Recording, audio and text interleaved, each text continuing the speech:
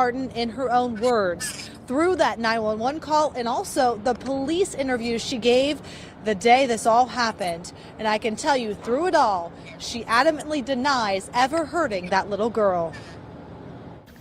They just pulled the plug on this child. This child is dead. Babysitter Lindsay Partin is being interrogated the day a 3-year-old in her care was rushed to the hospital with what doctors call abusive brain injuries.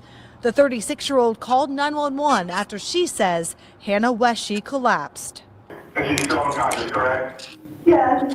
Okay. No, she's not unconscious. Her eyes open. She's like gasping for air. Photos from that day taken by investigators show the home and garage where Partin babysat Hannah and 3 other children. Butler County Detective Janae Lambert reenacted what Partin told them happened. She said that Hannah was walking in through the dining room and turned around, looked back at her, and as she's taking her jacket off, she says, "Donuts and couch," and falls down and hits her face on the cart as she heads down towards the floor. The detective also said Partin told them Hannah had fallen off a toy train the day before. That train was brought in for the jury to see and took a tumble on concrete. But in that interrogation room, investigators insisted the doctors said her fatal injuries happened that morning. Oh my gosh. The way it's looking right now is that this happened at your warehouse because we need to find out. I swear to God, I'm telling you the exact truth. We walked in the house. From what the doctor and saying, she fell. she did not walk, she did not talk with this type of injury. None of that could She did, possible. I promise you she did. We walked right in the house. Now, I just checked before this live shot, and the defense was cross-examining the Butler County Detective Lambert, and I can tell you that they are trying to prove Partin wasn't the only one that could have caused injuries to that toddler. Now, Partin did say in the police interviews that her father dropped her off, and then she immediately collapsed to the floor. This trial will continue tomorrow. Reporting live in Hamilton, Megan Mongello, Local 12 News. Megan, thanks very much. Partin is charged with murder, involuntary manslaughter, and 4 counts of child endangering. It'll just take a couple minutes for Ms. Wilson to get it set up. And I said, all right, so When you have doctors telling you this child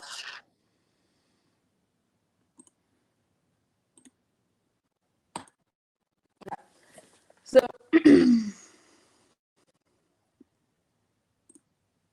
she even asked for an attorney. Shouldn't everything she said from there be dismissed? Well, we're going to get into all of that. A couple things really quick is Lindsay was repped by a paid attorney. Okay.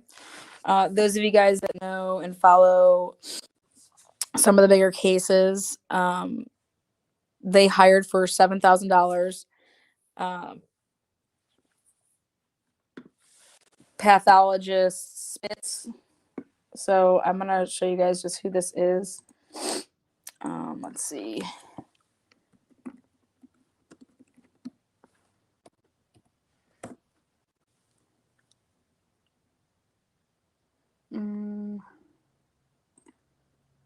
Hold on though.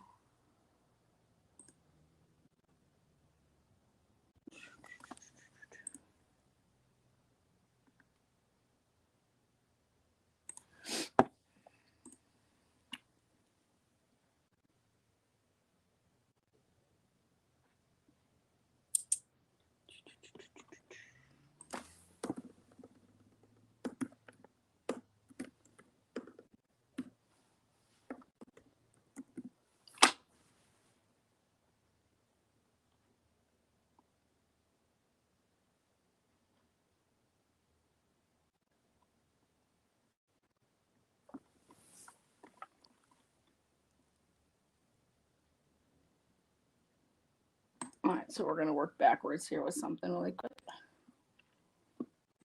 I've never done it like this, but I want to for this one.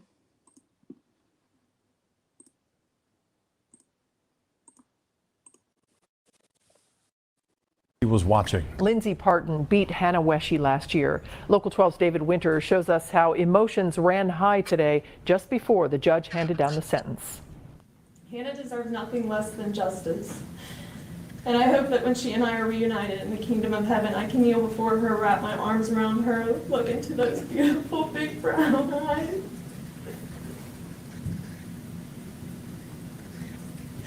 And have her take comfort in these words. Mommy's home and I will never leave you again, baby girl. Hannah Weshy's mother reminding the judge of her daughter's life cut short way too soon. I can't even begin to describe the anger that I feel. Hannah's father pleading for a harsh sentence and addressing Partin directly. I hope and pray every single day that you get the same treatment in jail that you showed my daughter. That's what I hope for. I hope you sentence her to the max. All the while, Lindsay Partin, shackled in an orange jail jumpsuit, shows no emotion. That is, until her friends and family plead for the judge to show mercy. We need her with us. Please do not throw Lindsay's life away. She is valuable. She is worth something. Do not ruin these little girls' lives. I ask for leniency. I beg you, please, let her out in time that she can see her child's lives again, because they're only 3.5 and 4.5. Then Judge Greg Stevens, bound by a minimum mandatory sentence, spoke directly to Partin. I do sentence the defendant, Lindsay Partin, to a lifetime imprisonment with parole eligibility after 15 years. Are you satisfied with the sentence? I mean, I'm satisfied with the sentence because he gave her the max that he could give her. Obviously, I wish the death penalty was involved. I wish she could have got death. For the torture and the abuse that she did to my daughter, she should get death. But he gave her the maximum, so we can't ask for any more than the maximum. She loved Hannah. She would not have hurt Hannah. Well, in addition to the life sentence for murder, the judge gave Partin a consecutive sentence of the maximum 3 years for felony child endangering. She'll be eligible for parole when she's 54 years old, and her own children, 2 little girls, are adults. Cammie? All right, David, thank you. Partin's attorney told the judges that she plans to appeal her conviction. Okay.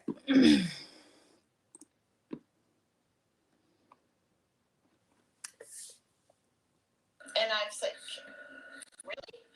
And so that's kind of how we met. And then, Let's see here.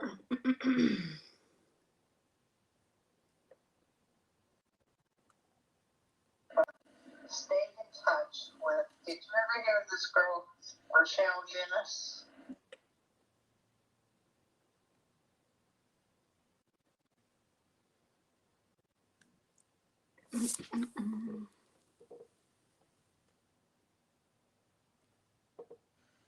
Are they gonna?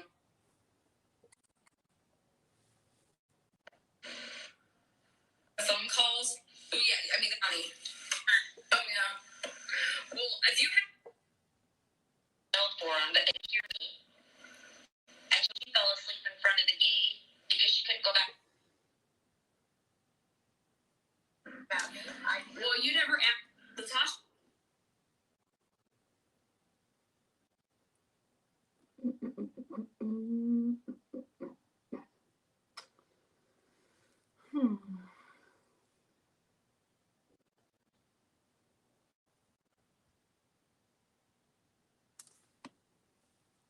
Yeah, she spent the week at my house, her house, traveling. I've never seen her hit her children or raise her voice. You might be considered evidence.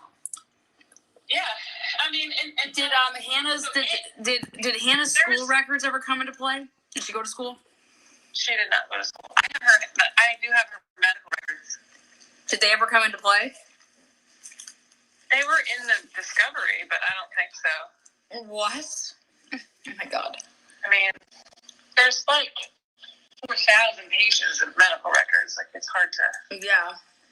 Well, see, like, okay, so like stuff like that. You know what? I'll answer. But yeah, you can talk to Lindsay about this, you know. But I personally think that she just thought. So Jason told her the night before that Hannah had an aneurysm and was going to be fine.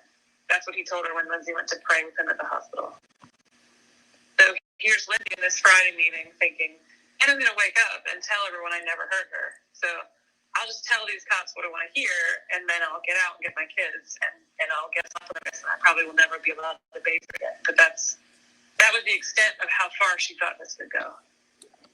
And it up and tell her just thought, or not, and they just stared at her. Like she's still thinking like, help, help.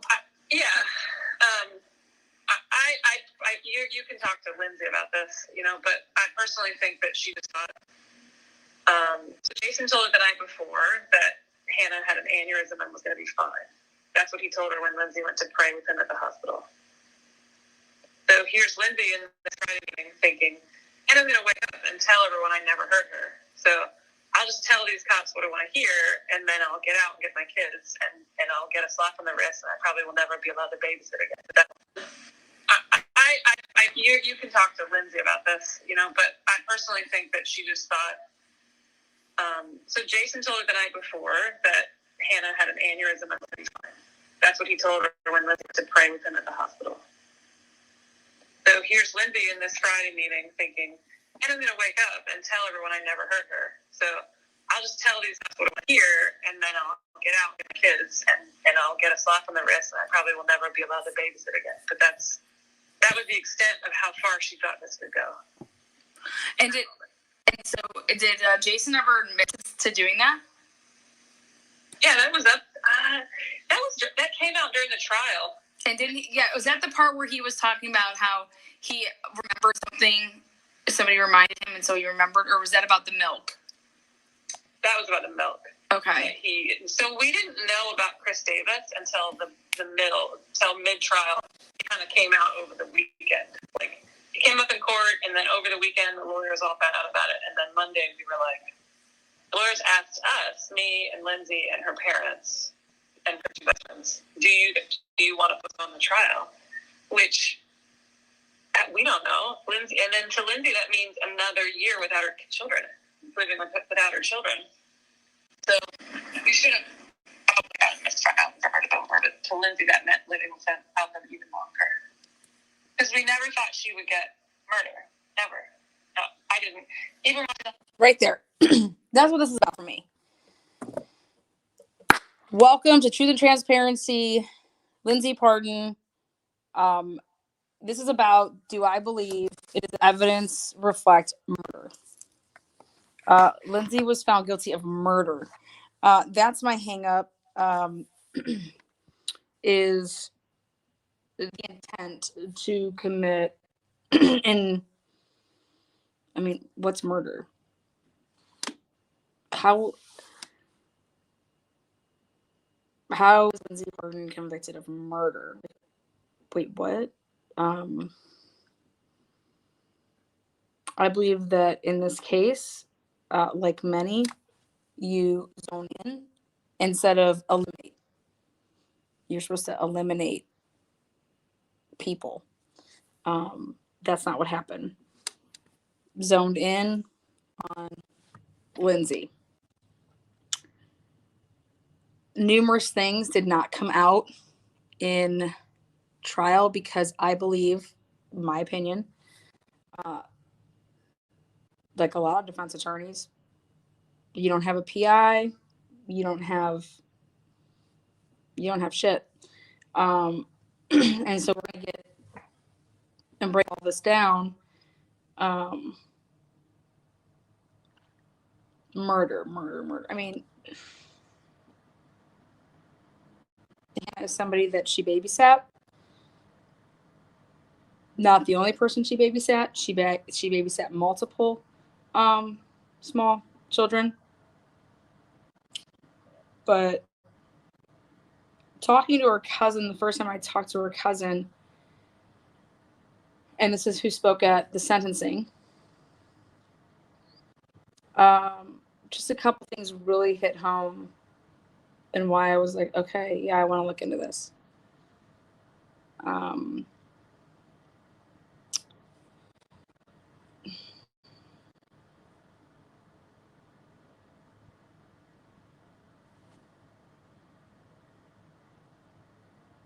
Jason, her father, basically dropped off Hannah every day at like in between 6 o'clock in the morning, 7 o'clock in the morning, and did not return back to pick her up until about the same time.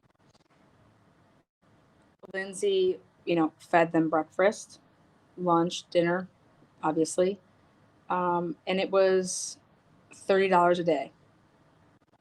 $30 a day for 8 to 12 hours. I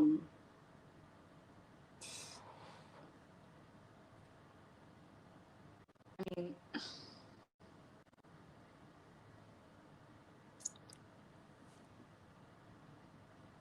that's a long time to be with, kids Monday through Friday.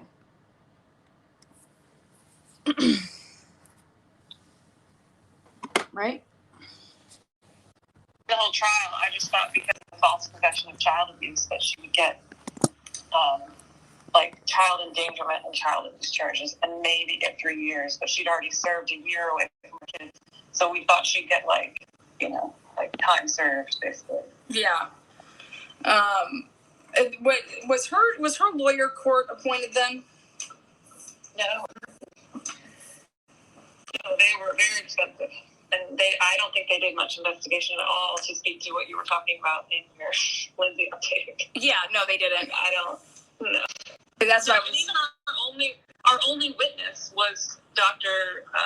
Spitz, and Linda had to pay like $5,000 for him or something like that. Yeah, that's about right. It's like about 5,000. Just to probably, Warner Spitz, he did, I want to say Anthony's case, but he's outdated. He needs to retire. It's normally just a chunk of money for them to look at something, let alone, testify. It was going to be another $5,000 or $8,000 to come down here. He was so old. They decided against it. And they just said you can do a Zoom. He did because he's so old, they did the video visit. But unfortunately, I don't think that the Ohio jurors care about the celebrity doctor. He's like a celebrity case. Like he did. Yeah, he is. He did the Jays. Yep. I think Amanda Knox. He did. Yeah. So the lawyers were so sort of gobsmacked over him, and I just don't think it just didn't have that same effect on the jury, of course. Yeah. Especially like the prosecution, because you guys are gonna see. I'm gonna show you guys some stuff. The prosecution, this woman was, I think she did a really good job. But I think it looked like she did a really good job because the defense was that bad, if that makes sense. Like if you're a man playing a child in a game of basketball one-on-one, you should drill them. You know what I mean? But I just think the defense was that bad, and it broke my heart to hear that not only were they not court appointed, this is who they chose, and they paid a ton of money for this defense. You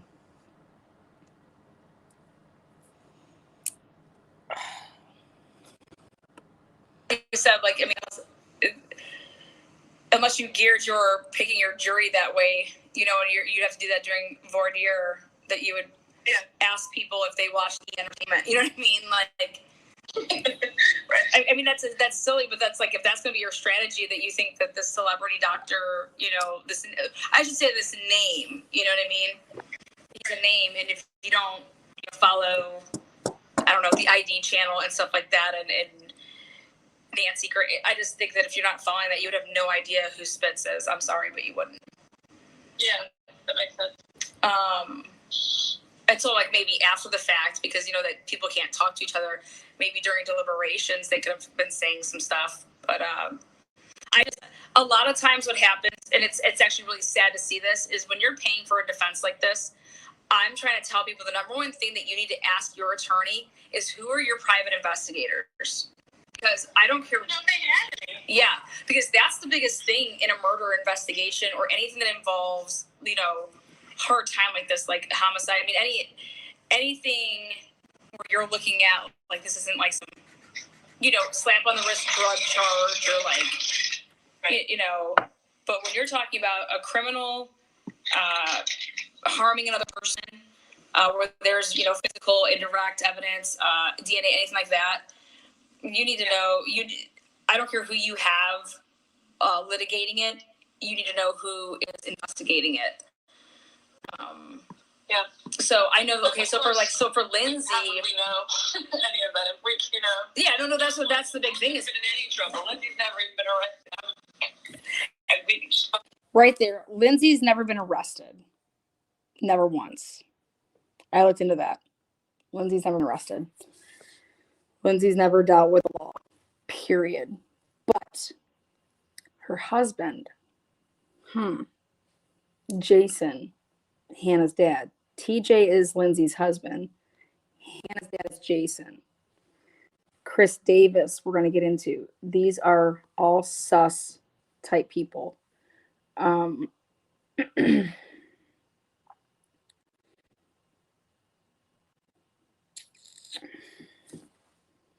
of us and her parents, we would have no idea. Yeah. And so Lindsay, I think, okay, so for her when she did her first appeal, did she do her ineffective counsel yet? Yeah. She did. That was the appeal that she did? Yeah, they talked about that. They talked about it in there? Okay. I was hoping that they hadn't yet, because I do believe it was ineffective counsel because of because are with her, like a juror, like if a juror was biased, we could always bring new evidence to the table, have one chance to do that. I get to, like, just in PA law mind right now, I have to double check and see what Lindsay's options are with her next appeals and what she can bring up. I know that you can always bring new evidence to the table. Yeah, technically her appeals are done because he's already tried to go to the Supreme Court with it. But he said if we find a compelling piece of evidence, it can always be opened back up. Like a juror, like if a juror was biased, we could always take that to the court. Okay. What about evidence? I don't want to play that part. Was Lindsay's best friend, right? Was there any character witnesses called for her? No, we were all there. Stephanie, me, and Andrea, are her best friends. I can give you the full names at some point.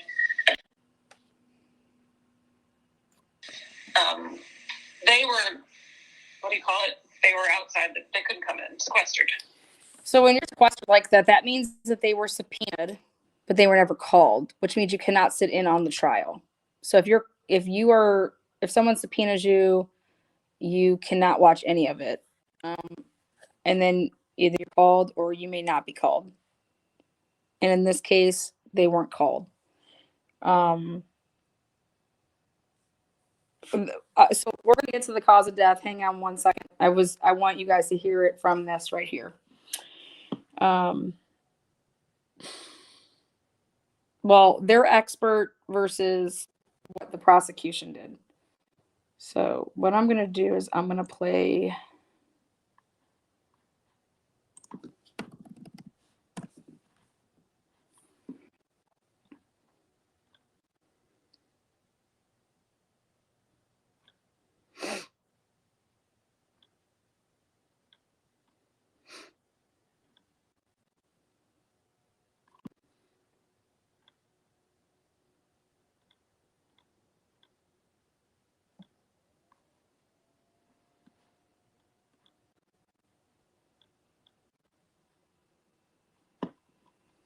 Closings.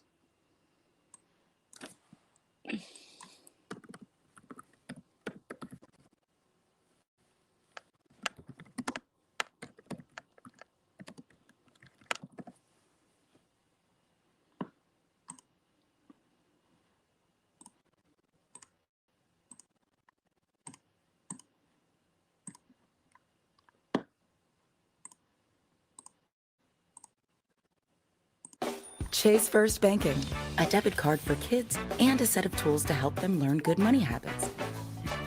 By creating allowances and assigning chores, they can practice earning every day. With a debit card. So we've talked about this. You've heard evidence. You've heard testimony. What is the evidence in this case? What have you heard? And ladies and gentlemen, it's been a long week, and I'm going to draw your attention back to the beginning of this case. And you heard testimony from EMT Evan Reedy. And he said he responded to 4050 Shank Road, Hanover Township, Butler County, Ohio, on March 8, 2018 in the early morning. Okay, so what I'm doing is in order to catch people up with a case that you don't know of, you actually work your way backwards in the beginning. And you find out a closing. You find out a sentence. The closing arguments, the verdict, the sentence. And then you begin. It's kind of like a movie when they do a flash forward and then they go back. And this will help everybody. So here you go. Morning hours. He told you that when he arrived, he found, and you'll have that EMT report to look at. You can look through that. But when he arrived, he found 3-year-old Hannah Weshy lying unconscious on the couch. This is the prosecution's closing, by the way. He told you that he immediately noticed bruising on her face and on her chest. And I will draw your attention to State's Exhibit 41. Ms. Sheehan, I sincerely apologize. Please continue.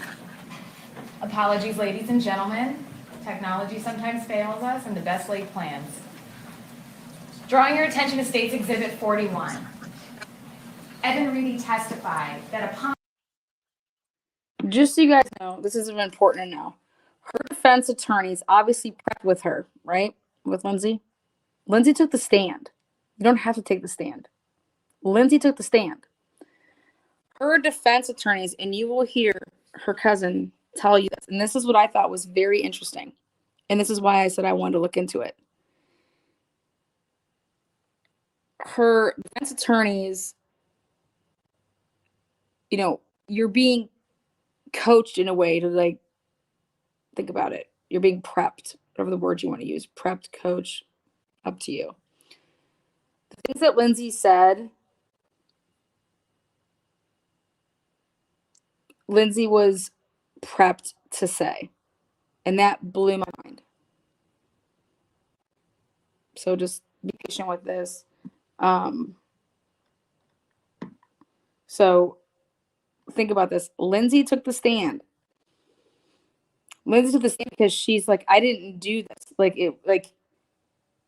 And again, you have to just trust me. Bear with me, and you're going to be able to see why I took this case on and why I believe in Lindsay's cousin and in Lindsay's story. On seeing Hannah unconscious lying on that couch, he immediately noticed bruising to her face, her eyelid, and her chest. You'll have these photographs back in the jury room with you. State's Exhibit 50. Evan testified that when he lifted her shirt to put the leads on her chest, that he noticed this bruising to her chest at that time. He said that her breathing was rapid and shallow. Her eyes were dilated and sluggish to respond. He sensed that she was in some trouble, and his partner picked up that 3-year-old, 32-pound child, cradled her in his arms, protecting her head, and got her out of that situation to rush her to Fort Hamilton Hospital. And you heard testimony on this witness stand from Dr. Wen at Fort Hamilton Hospital. And he testified that he saw Hannah and that he treated her. He told you that he too observed this same bruising on Hannah. State's Exhibit 41 again. He told you how at this point her right pupil was no longer reactive. And he saw during an exam blood behind her eyes. He saw bruising not only to her chest, State's Exhibit 50 again, but to her chin, State's Exhibit 44. Dr. Wen noticed this bruising at that time. He ordered a CT scan to see what's going on in Hannah's head, what's happening here. And because they suspected a head injury, she was air carried to Cincinnati Children's Hospital. And hospital personnel, both at Cincinnati Children's and at Fort Hamilton. State's Exhibit 18. Dr. Curry went over this exhibit with you, ladies and gentlemen of the jury, and she showed 3 different CTs. The first being the initial scan taken of Hannah's head at Fort Hamilton Hospital. Between the time that she arrived, shortly after 7:40, 7:45, and before she left at 8:30 to be air carried to Cincinnati Children's Hospital. So again, on the left there, that's when she was at Hamilton. When she was at Hamilton is the one on the left, the Hamilton. The follow-up CT, the middle image here, was done at Cincinnati Children's Hospital. The middle, right here, Cincinnati Children's Hospital. After she had had a craniectomy, to remove part of her skull to allow that pressure to be released, that pressure to go somewhere. They removed part of her skull for the pressure to be released for brain bleed. Somewhere. And the brain started to herniate, and you can see it in this image, to herniate outside of that bone. At that craniectomy, they also evacuated that subdural bleed. They got rid of that bleed. They tried to drain that bleed to correct that midline shift, to try to save Hannah Wesch's life. And Dr. Craig told you this third image. Now, right there, when I saw this, I said, how do we know that what the doctors didn't cause Hannah to die? When they decided to do what they did, was that ever brought up? So keep that in your back pocket. That immediately was my notes when I saw this. And I said, well, a doctor's opinion said, let's do this in hopes to save her life. Did you hear what the prosecution just said? Okay. That's a normal 3-year-old brain. Not only. Now, all here on the right, that's what a normal 3-year-old brain is supposed to look like. Again, on the left, that was at Hamilton. Okay. And in the middle, that's at Children's after they removed partial skull. And then on here on the right, that's your normal 3-year-old's brain. Is that a normal 3-year-old brain? That's a normal 3-year-old brain after a fall. After a fall. Looks nothing like the other 2 images that we have here.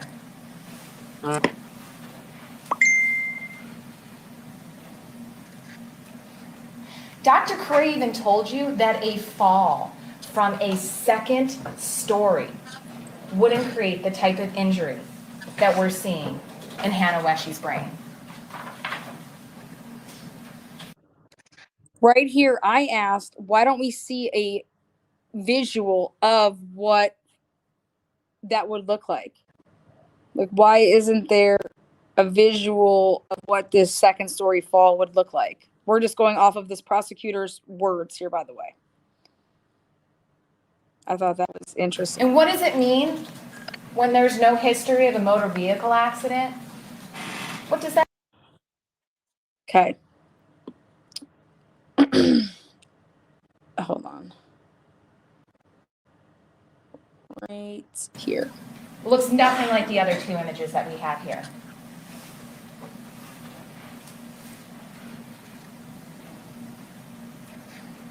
Dr. Curry even told you that a fall from a 2nd story wouldn't create the type of injury that we're seeing in Hannah Wesch's brain.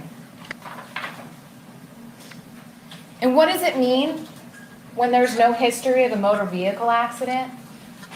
What does that mean? Now, I question this, and this is where, okay. So when Hannah was dropped off, there was multiple vehicles, 2, involved in dropping her off, meaning there's a work truck, okay? And it was supposedly like,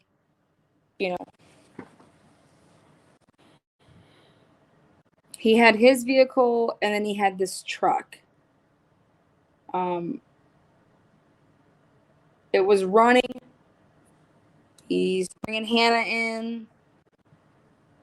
This vehicle, though, this truck, has never resurfaced.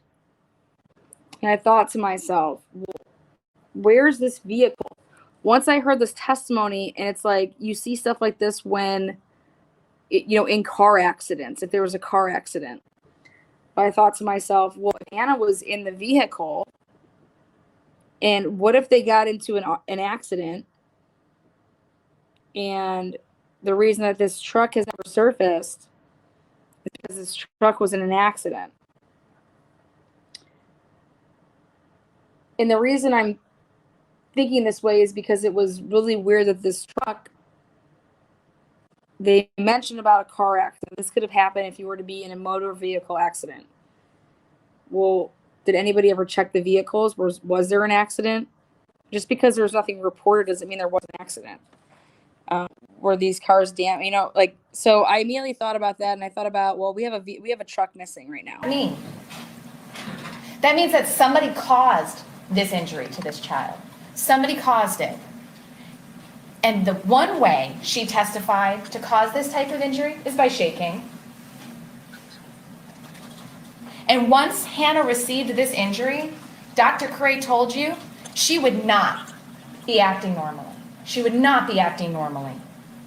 She told you that she would have been symptomatic within seconds of receiving this injury.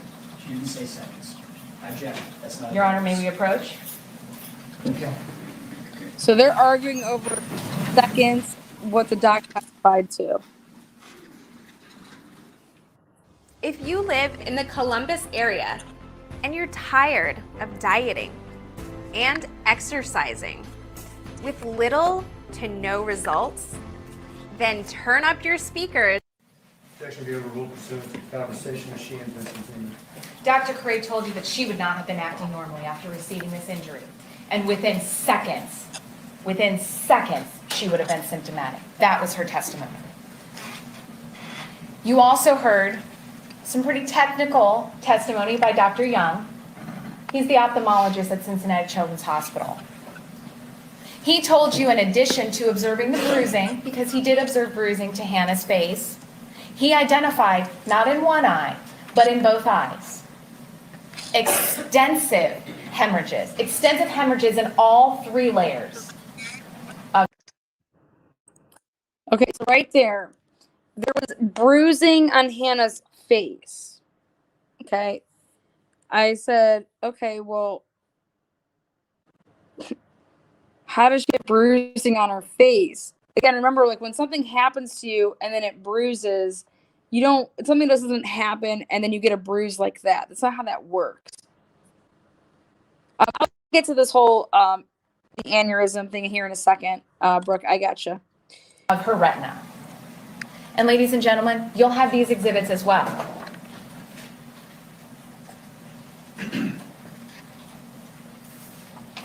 He took multiple photographs of Hannah's eye, of that retina, of those hemorrhages in all 3 layers that he saw. I'm showing you just a few, but feel free to go through those exhibits when you're in the jury room.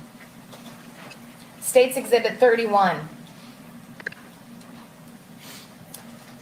This is a exhibit of her right eye, and it shows the bleeds. It shows the hemorrhages. It shows the blood that is not supposed to be in a normal eye.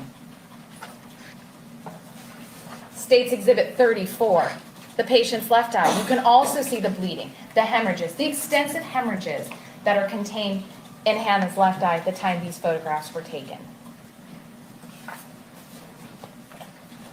He testified such findings are consistent with non-accidental trauma, specifically abusive head trauma.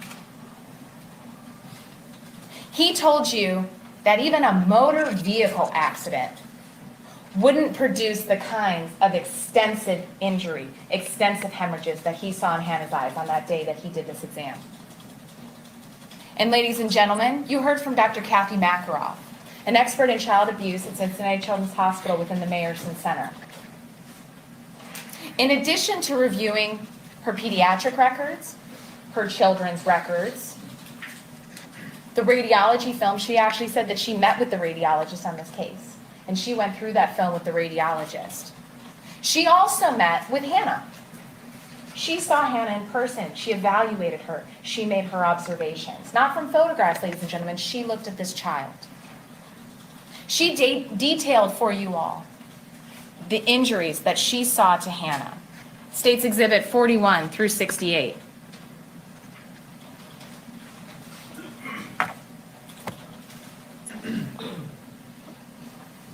She told you this is how she observed Hannah.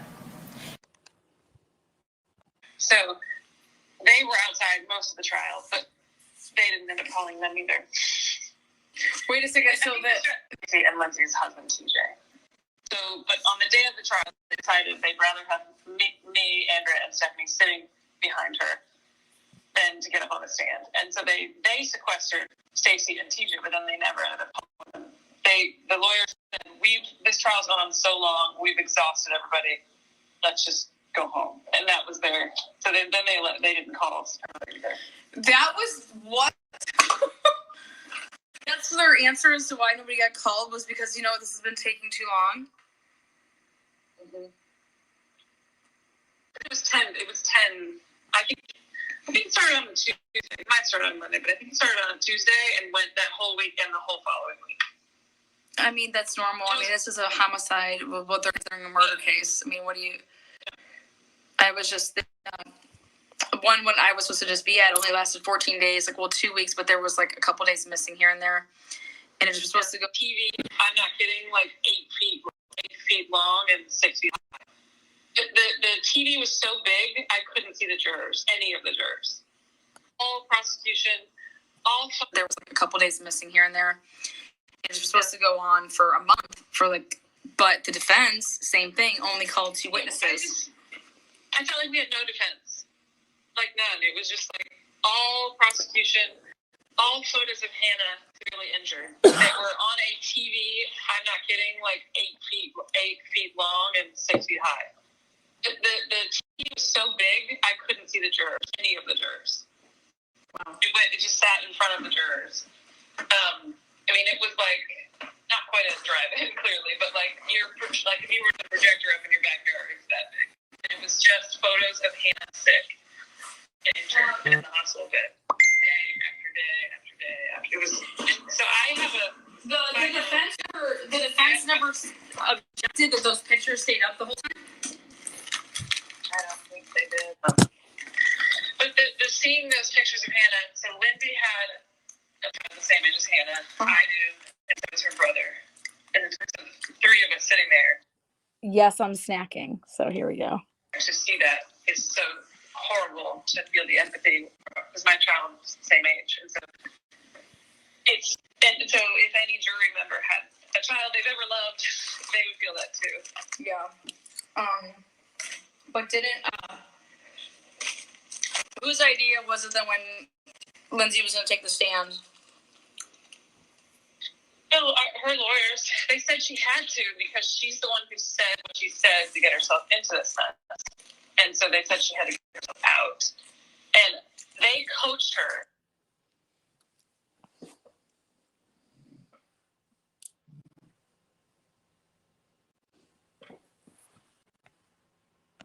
Lindsay was going to take the stand. Her lawyers, they said she had to because she's the one who said what she said to get herself into this mess. And so they said she had to get herself out. And they coached her about the thing where they said it's okay to hit Hannah. That was a coach thing. And it was technically meant to say it legally is okay. But Now, does that change your mind a little bit? Change my mind a little bit. It's legal to spank your child. We're talking about people that said we've been here long enough. Let's just pack it in. We've exhausted everything. What? Exhausted everything? Oh. This just breaks my heart to hear. Just the more and more I hear about stuff like this, go with a public defender and just get a badass PI. And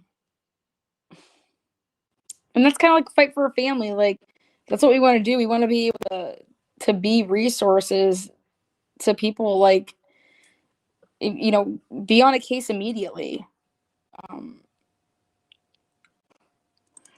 If she had any kind of brain bleed before taken to the sitter, any kind of I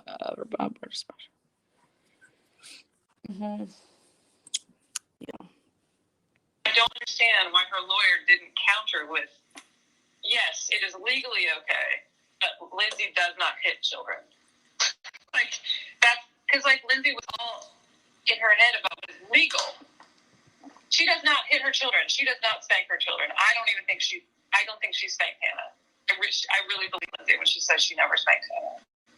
I'm like, because, like, meant to say it legally is okay. But I don't understand why her lawyer didn't counter with, yes, it's legally okay, but Lindsay does not hit children. Like, that's because, like, Lindsay was all in her head about what is legal. She does not hit her children. She does not spank her children. I think she spanked Hannah. I really believe Lindsay when she says she never spanked Hannah. I've spent the whole vacations with her weeks at a time. She spent the week at my house, her house. I've never seen her hit her children, raise her voice. You might be considered new evidence. Like, why wasn't she asked to go on this? I mean, it's just mind blowing to me. You don't think that this type of testimony is important? Somebody that vacations with Lindsay.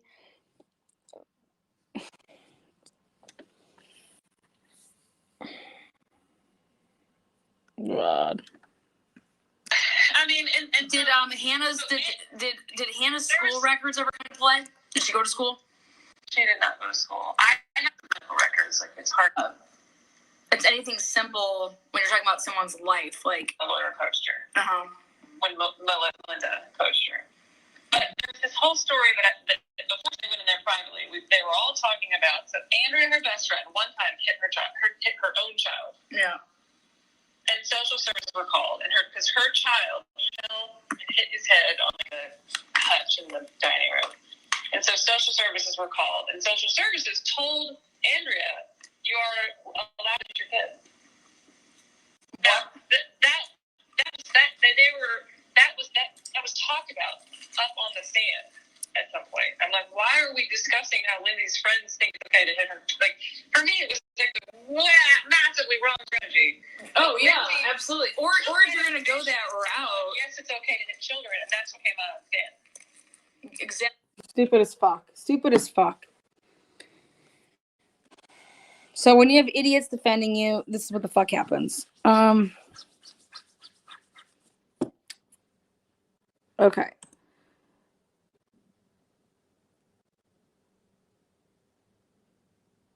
They're saying that the day before she passed away, so I'm going to go back to what that's about.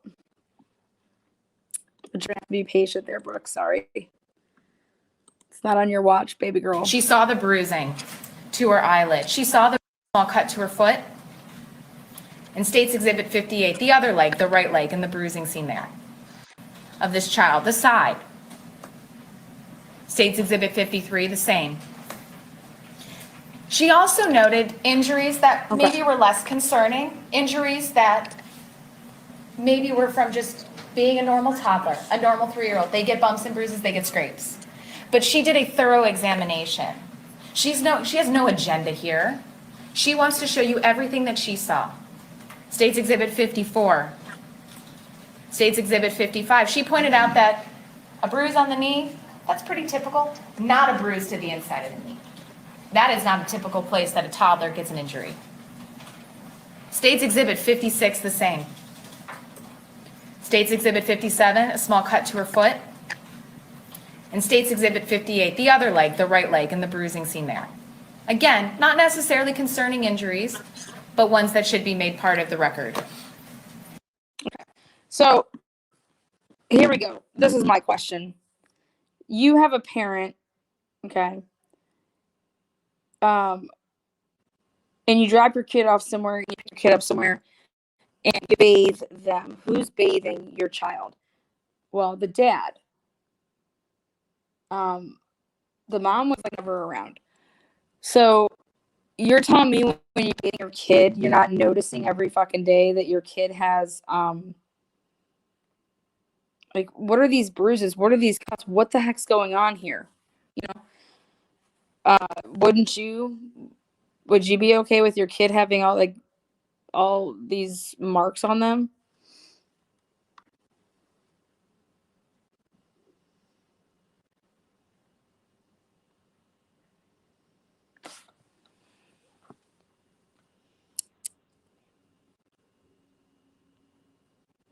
I have a 6-year-old. I bathe him. If he has a mark on him, I always try to see if it was like a marker, like did he color? What is this? What is this? Like, you know, all these marks and bruises and scrapes and all the stuff this woman's talking about in the closing here. I just go back to like, think about if you are in a car accident. You know, you think you're fine, and then you wake up the next day and you're like, oh my God, my neck's so sore. Like I just had a whiplash or this, that, and the other.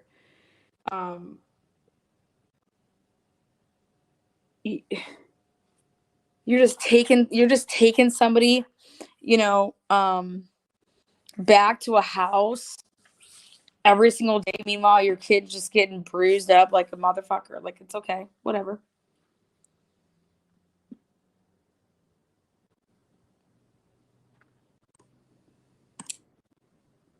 Yeah. I definitely notice when my kids have bruises when I'm bathing or changing them. Yes. So, what did the dad say? State's Exhibit 59. State's Exhibit 60, the other side of the flank, the other side of this child. And she did say this was concerning. State's Exhibit 61, the injury to her shoulder. Again, a concerning bruise. State's Exhibit 62, some redness to her arm. State's Exhibit 63. She pointed out the bruise on this child's left arm. That was concerning. That's not from the IV. She said she had 2 IVs. This is not bruising from that IV. State's Exhibit 64, ignoring the red mark. She said that that was from medical intervention, the mark to her shoulder.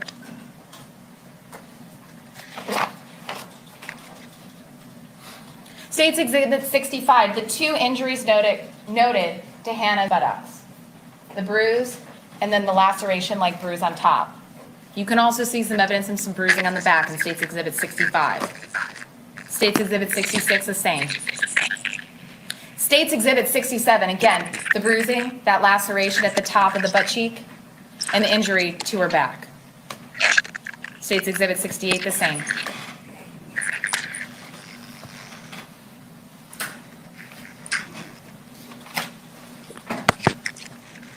Dr. Makaroff told you that Hannah had bruises to protected areas of her body, areas that you would not injure in a fall.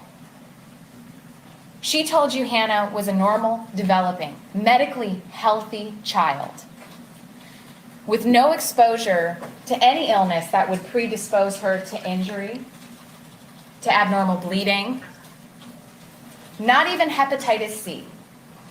They checked that out, ladies and gentlemen. They're looking for other explanations other than child abuse. If Hannah has hepatitis C, does she have a clotting disorder? Are her platelet counts down? Are they elevated? What's going on here? Dr. Makaroff told you hepatitis C is not in play here. They checked Hannah's levels. They checked those levels and they were within normal range. There's no organic cause here causing this type of bruising to Hannah. She told you that the location and the pattern of these bruises is highly suspicious and concerning for child abuse. And even before Dr. Makaroff saw Dr. Young's ophthalmology results, she didn't even see those yet on March 8th, 2018 when she examined this child. She diagnosed definite child abuse, child physical abuse, including abusive head trauma. She told you that the trauma to Hannah's brain, it's not accidental. She sees simple falls all the time.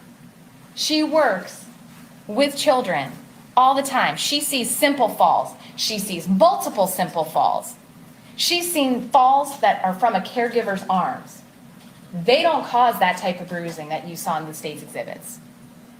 They don't cause the type of injury to Hannah's brain that you've heard testimony about.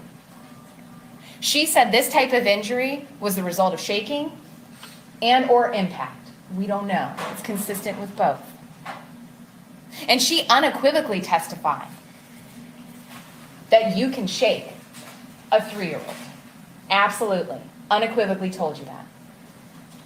And she told you with this degree of injury and Hannah's progression that Hannah would not have been acting normally. She would not have been walking. She would not have been talking. She would have not been taking off her coat, asking for donuts. She would not have been acting normally. And she would have started showing symptoms soon after receiving, shortly after receiving this injury. Potentially even immediately. And ladies and gentlemen of the jury, going into this case, you know that she did not survive these injuries. We know that going into this case. And we know that that damage to her brain was just too much. And she succumbed to those injuries on March 18th of 2018 at Cincinnati Children's Hospital. She stayed there 10 days. But she never regained consciousness. You heard from Dr. Dorothy Dean. She's the forensic pathologist who was not consulted in this case. She actually did Hannah's autopsy. And she noted bruises that were still visible on Hannah's body 11 days later. Bruises that are still visible. She testified that she saw 2 bruises on the back of the head. Bruises that were only visible after shaving Hannah's hair. State's Exhibit 76.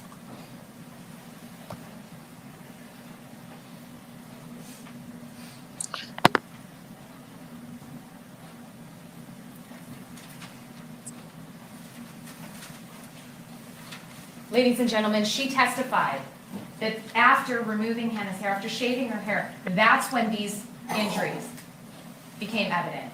Nobody saw them before that, because how could they? She has dark brown hair. Her hair is covering this. She's not telling us what happened. It's not until autopsy that we find these 2. And it's only after Dr. Dean,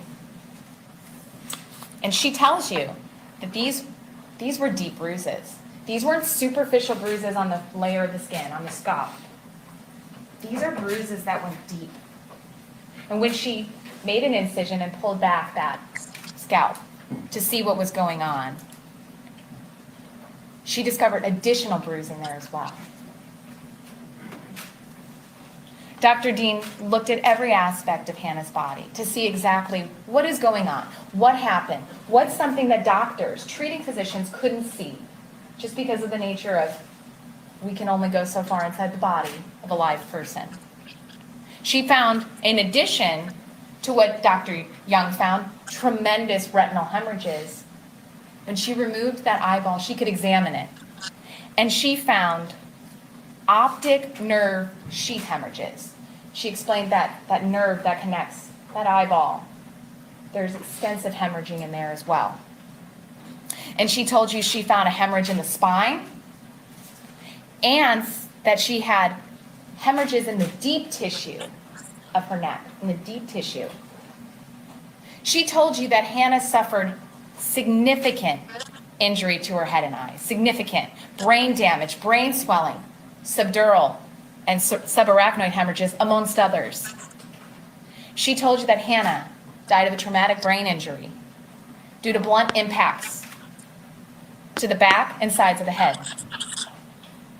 This was a homicide, and a lot of force, what she described as a shearing force, would have had to go through Hannah to cause these injuries to her head and to her neck. Okay, so I just want everybody to think about something. Think about if you were in a car and if you have a seatbelt on And depending on, I mean, if did Jason use, that's her dad, did Jason put his daughter in actually like, you know, a car seat like you're supposed to? How were her straps? All these things, right? I mean, according to the prosecution, Hannah is head to toe messed up.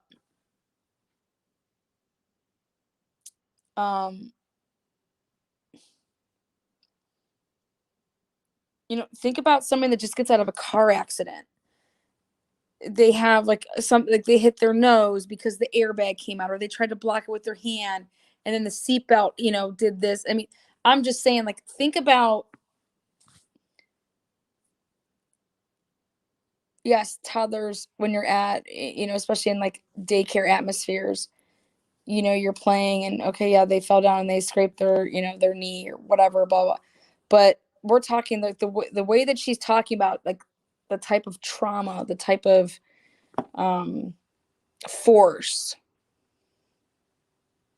She's got other kids there. None of these other kids have anything wrong with them. And Hannah, she's just beating the shit out of Hannah behind a tree. Nobody's seeing it. And it just,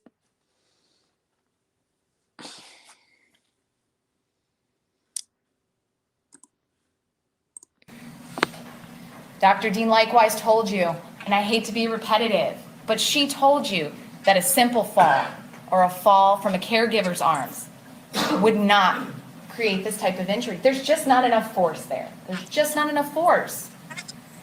And she told you, she was able to give you a better time. She told you that Hannah would have been symptomatic and not acting normally immediately after receiving this injury. Ladies and gentlemen, you heard a lot of medical testimony, but you also heard some testimony from some lay witnesses. And one of those witnesses was the defendant herself.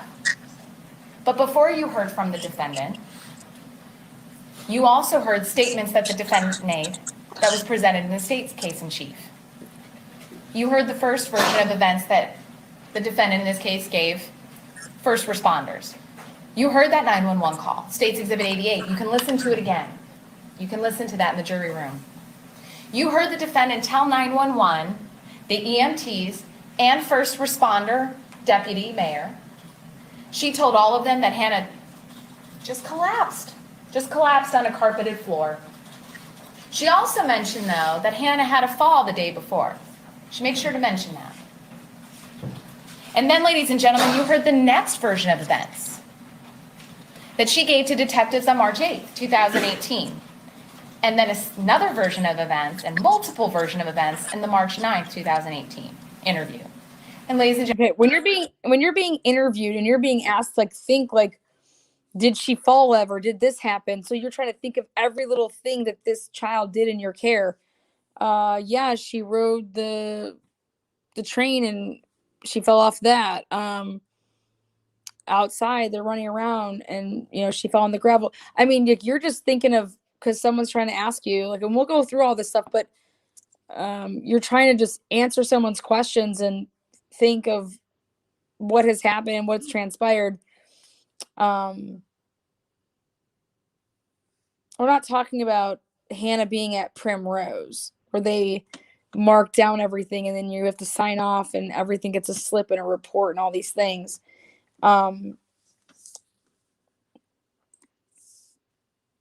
Exactly, stages. Bruising comes in stages, not immediate. I want to know what color the bruises were.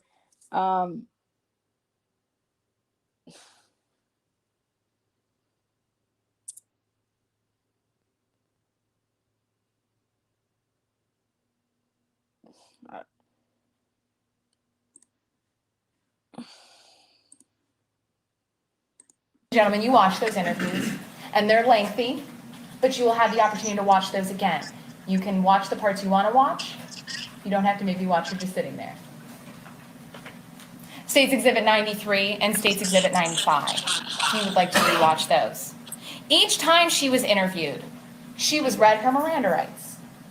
She acknowledged that she was read those, that was her writing on that card. She received those warnings. She knew her rights. She knew her rights, and she continued to talk to police. You heard the defendant tell police on March 8th about Hannah's earlier falls in the week. Yes, 10 You days. heard her tell Sergeant Whitlock you heard Sergeant Whitlock tell the defendant, ask the defendant, hey, how long was it before you called 911? And he says, an hour and 20 minutes. And the defendant stops. That looks bad. Wait a second. No, I didn't. I didn't wait an hour and 20 minutes. That's not right. She pushed back. She knew that wasn't right. She wasn't going to admit that she waited. She knew she called pretty immediately. She wasn't going to admit. She was going to tell Sergeant Whitlock, hey, that's not what happened. That's not what happened. And guess what, ladies and gentlemen? So I wouldn't necessarily disagree with that statement, abusers cover up being, the way they abuse or whatever, but there really wasn't anything to cover up. She had bruises all over herself. You know what I mean? She had bruises all over. She had cuts and scrapes and whatever. The two in the back of the head, like I said, I we'll get into it when we get into more depth on different parts. But the lack of anything else on any of these other children, that's just Hannah.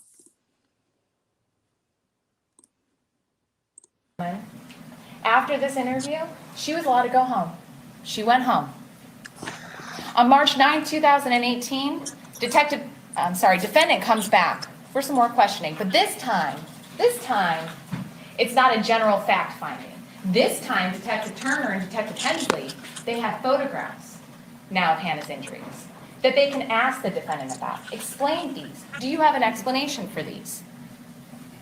Can we get some more information on how Hannah got hurt? And you saw the defendant go through these exhibits. The exhibits that we presented you in court, the defendant looked at those exhibits and went through one by one, trying to identify where the injuries came from. And I'll submit to you, ladies and gentlemen, there were no tears.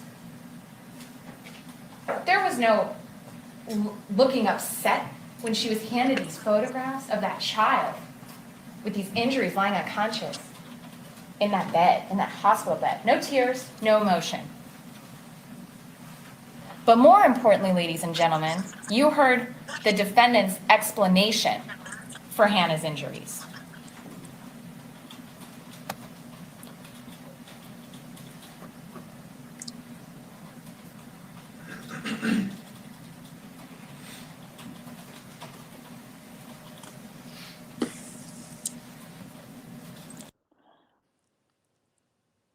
I also think the bruises should work both ways. If I was babysitting somebody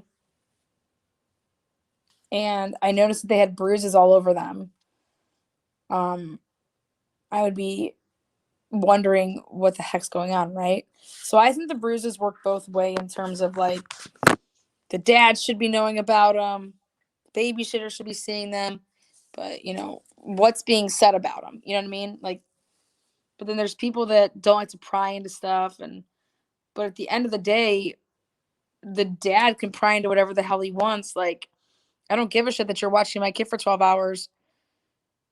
And supposedly he asked about it, and supposedly Lindsay said, well, they're toddler type stuff, like she's falling and scraping herself or doing this or doing that.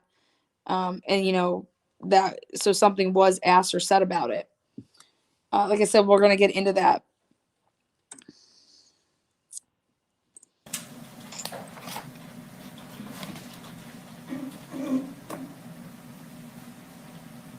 State's Exhibit 50. They handed this exhibit to Ms. Partin, said, please explain how these happened. And on March 8th, in her first interview with Detective Sprague and Detective Lambert and Detective Whitlock, she said, I thought those little bruises were from falling in the gravel. On March 9th, the next day at 10:17 a.m., we hear a slight twist on it. We're getting more details. She had on cowboy boots. And she was running on the gravel and she tripped on the heel of her boot. She went down. And it looked like she got those pebble bruises from where she fell. An hour later, March 9th, she tells you, I was like, Hannah, you know you can't do this. And she mimics poking that child's chest, angrily speaking to that child while poking. It was like a friend. It was like a, you know, you want to say like, Jason worked with, you want to say like a family friend or whatever. You know, when people stay at home and they watch a couple kids and they charge them like $30 a day and they watch like 4 kids, so they make $120 for the day. Like stuff like that. That's kind of what it was. Poking her chest. March 9th, 2 minutes later, she tells you, I remember grabbing her and squeezing her.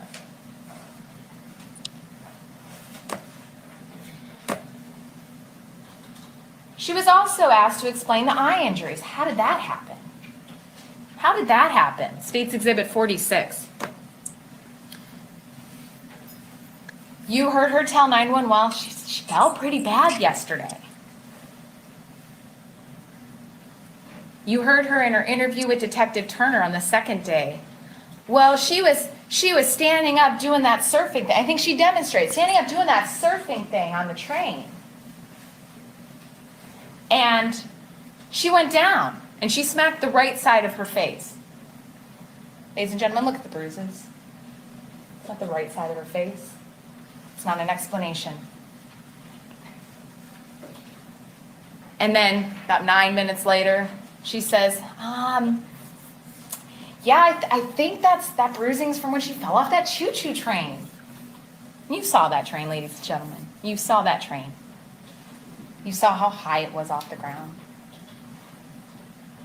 She said, I noticed her eye then. Within that same time frame, 10:34. Well, she fell on her face when she fell off that choo-choo train. Oh, but yeah, it was the left side of the face. That's right, it was the left side.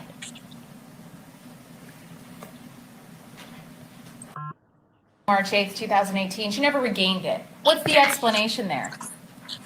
State's Exhibit 41 shows how Hannah looked that day.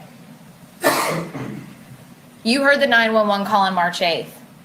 All of a sudden, she just passed out.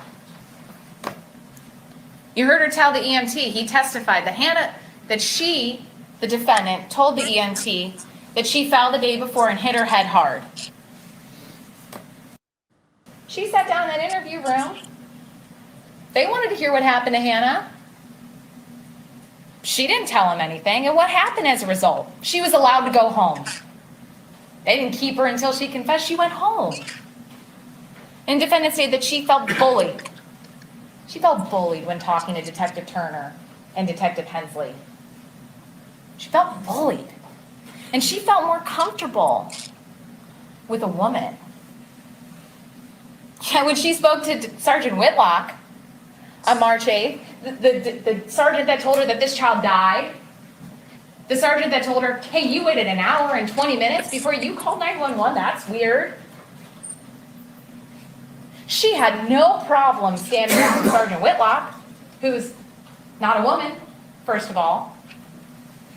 Tall, large, bald, booming voice. Sergeant Whitlock, no issue standing up to him and saying, no, what you're saying is not right, and I'm not going to admit to that. And on March 9, 2018, defendant said, well, Detective Turner and Detective Hensley, they led me where they wanted me to go. They kept saying it was an accident, whatever. And she said, I just kept telling them what they wanted to hear. But the state would submit to you that she didn't just tell them what they wanted to hear. She provided detailed explanations for what happened. They never prompted her to say anything about dumping ketchup. They never prompted her to say anything about Hannah being mischievous.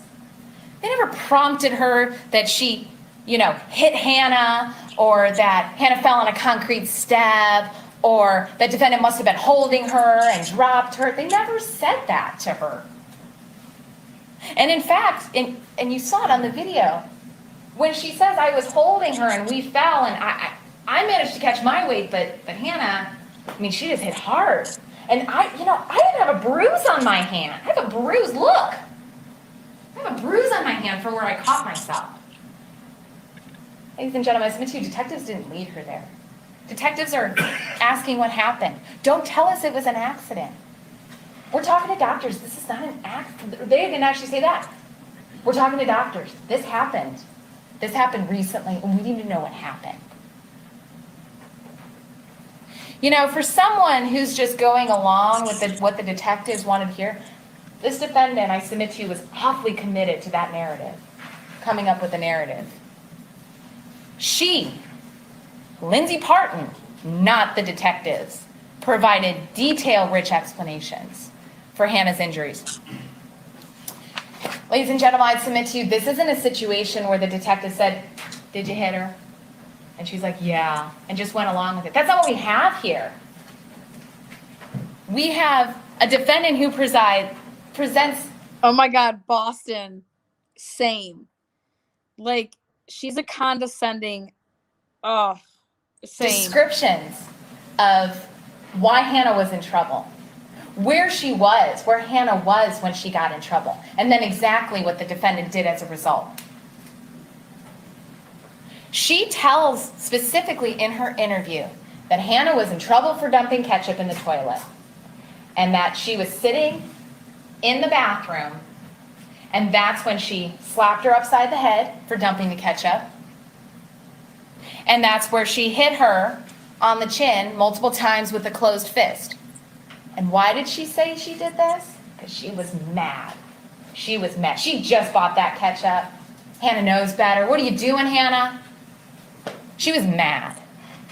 And that's why she did it. Defendant also tells you she wanted to protect everyone around her. Well, everyone's a lot of people, but she specifically mentioned two people, TJ and Jason. Okay, so TJ, her husband, or husband type, the man, and you've seen it, you've heard testimony about this, and you'll have the text messages, you can kind of look through them. But Ms. Partin admitted on the stand, this is her husband, the man that's hardly around, that drinks too much, that fights with her constantly over text message, that's fighting with her over text message on March 6th, on March 7th, right up until the moment that she goes to bed on March 7th, they're fighting. And who realistically wasn't even a suspect in this. He was interviewed for a very short amount of time. She said, yeah, his interview was short. And he said, I wasn't there. I don't know, I wasn't there. That was the end of that. So she's also protecting Jason? Jason, the man that we have text messages showing, I hope he doesn't move in. I really don't want to watch his kids. Jason, the man that doesn't pay her much, $30, $35 a day. It's not a lot for childcare. Who's behind in paying her? She had all those notations. He owes me money. He's behind. I don't get paid a lot to begin with, and he's behind on those payments. A man that drops off his kid really early in the morning, and she has to now wake up an hour earlier than she used to get KK. She has to wake up an hour early, sometimes more than that. It's not uncommon for a 6:10, 6:15, 6:30 drop off. You saw those notes, ladies and gentlemen. Look through those notes that she took of the drop off. Shook her. I didn't think I would get in trouble for that. I have a challenge for all of you. Go to every computer in your house, your mom's, your dad's, your sister, your brother's computer, and install Honey. Wait, Mom, before you check out.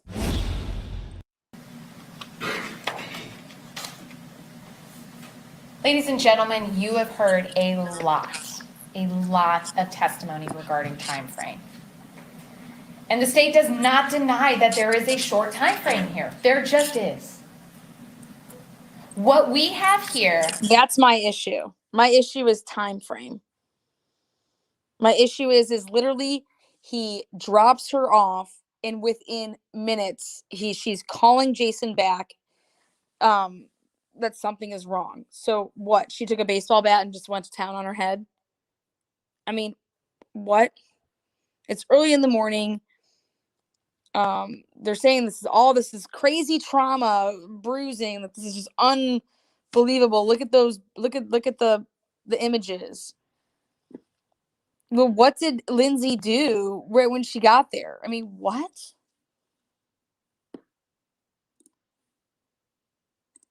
And what we know for certain are timestamps located in phone records, State's Exhibit 125.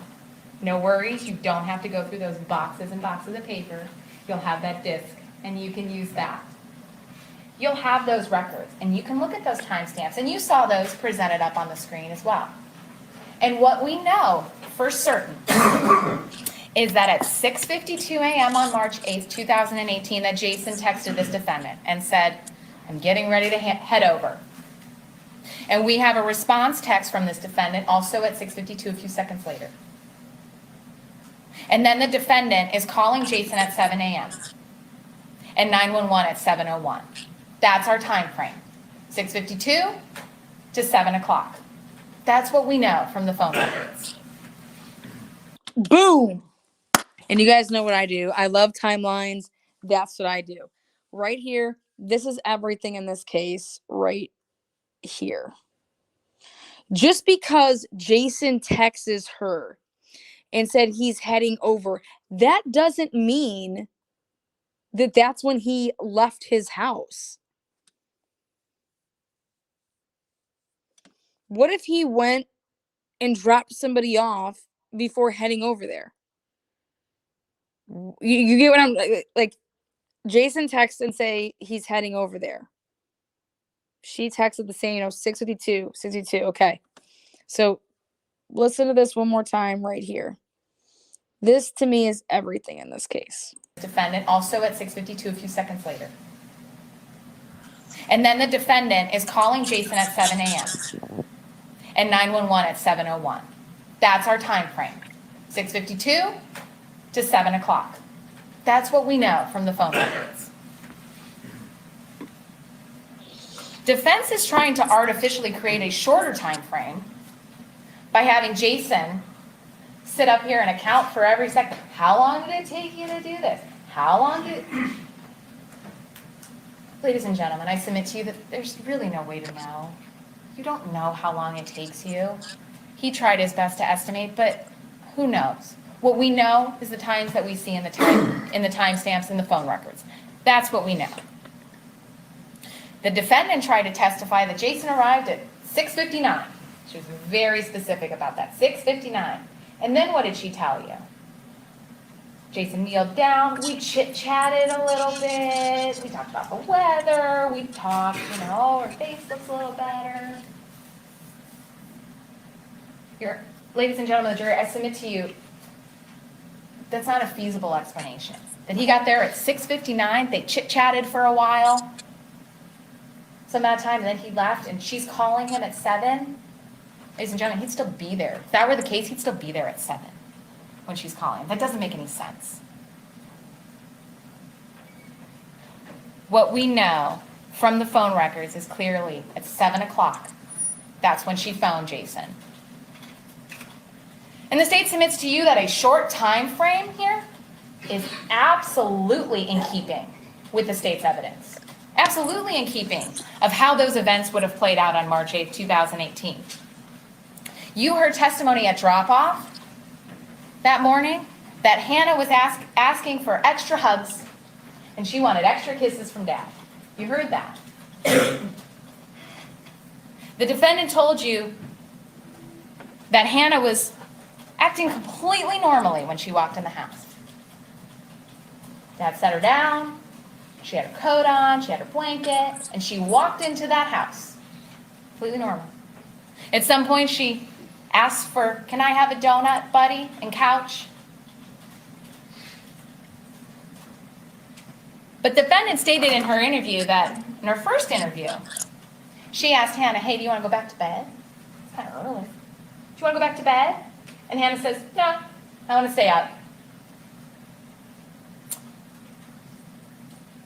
The defendant told you in her second interview that Hannah was whining. She was clinging after Dad. I want extra hugs, I want extra kisses. I don't want to go back to bed. She's whining. The state submits to you that it was early. They had a long day ahead of them. 12-hour day ahead of them. It's early. And Hannah's already starting. She's already whining. So the defendant tells you that she was frustrated. She was frustrated. She was in a rush. She wanted to get back. Her other kid's in the kitchen. I'm frustrated. She's already whining. She's already starting. And the defendant tells you that she grabbed Hannah by the shoulders and she shook her. She tells you that in her interview just to get her to stop whining. Because she says, after I shook her, yeah, she stopped whining. And that 115-pound woman, which I'll point out to you is more than 3 times the weight of Hannah, she shook that 32-pound child hard enough, and I submit to you as any adult could, she shook her hard enough that shortly after, Hannah lost consciousness. And the doctors from Cincinnati Children's Hospital have been extremely clear on this point.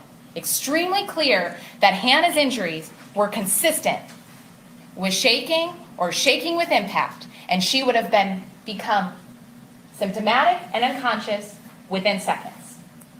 That's the timeline we have here. And the state's evidence is absolutely in keeping with that timeline. Ladies and gentlemen, you heard a deposition. You got to watch a deposition of the defense expert in this case, who I'll point out was paid $7,000 for that testimony.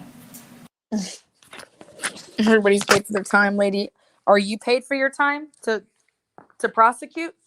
Okay. So right here, this is what they're hanging there. This is what they say happened. Hannah gets dropped off.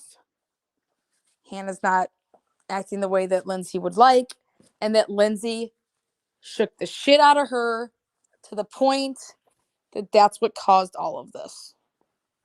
Shaking Hannah so hard, okay, that it made her collapse, and go like the prosecution just said.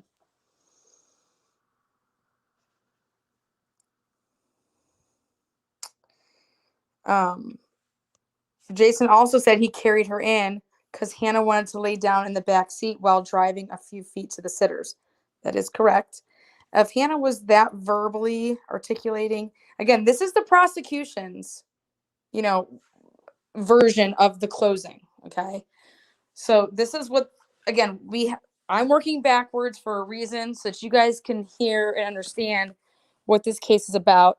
And it's about saying that Lindsay murdered Hannah. Murdered. Do you think shaking somebody is committing murder? Let's say that it went down like that. Do you think that was intentionally killing? She was trying to kill Hannah? That's my hang up. Is that, all right, let's say that it went down the way you're saying it. Okay? And that she shook her. Was she trying to kill Hannah? Murder? Some of you guys may say yes. Some of you guys may say no. Okay, but to me,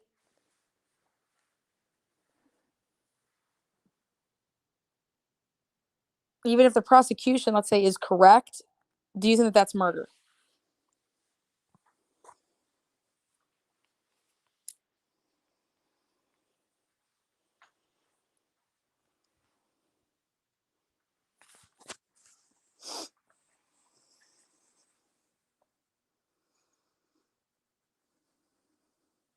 Again, this is the prosecution's version of events.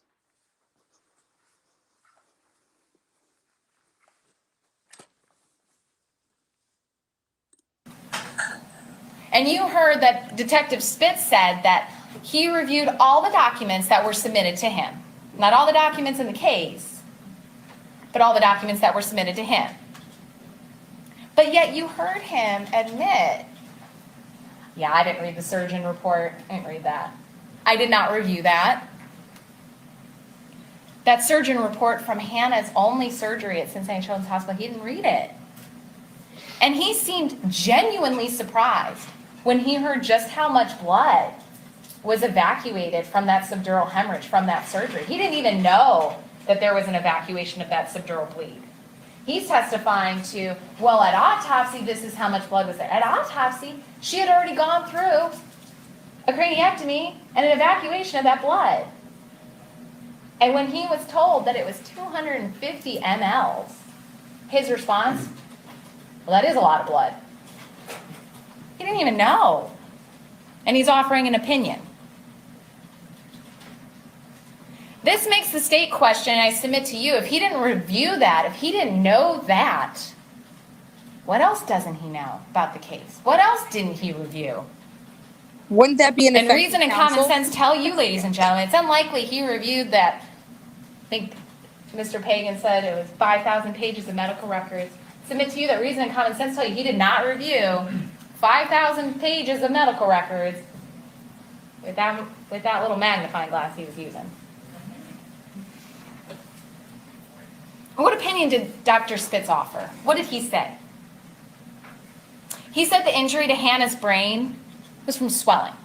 It's brain swelling. Kept saying that over and over again, brain swelling. And he said specifically that the injury in the back of her head, the one that we noticed once we shaved the hair, that injury to the back of the head, that's not the cause of her death. Brain swelling was the cause of her death. Okay? I would submit to you that's kind of like saying, it's not the stab wound that killed him, it's he bled to death. Cool. Yes. But the swelling, the brain swelling is a reaction to an injury. The brain swells because there's been some sort of injury. But the defense never explains what injury happened here that caused the brain to swell. He doesn't explain that. He doesn't have to explain that. What?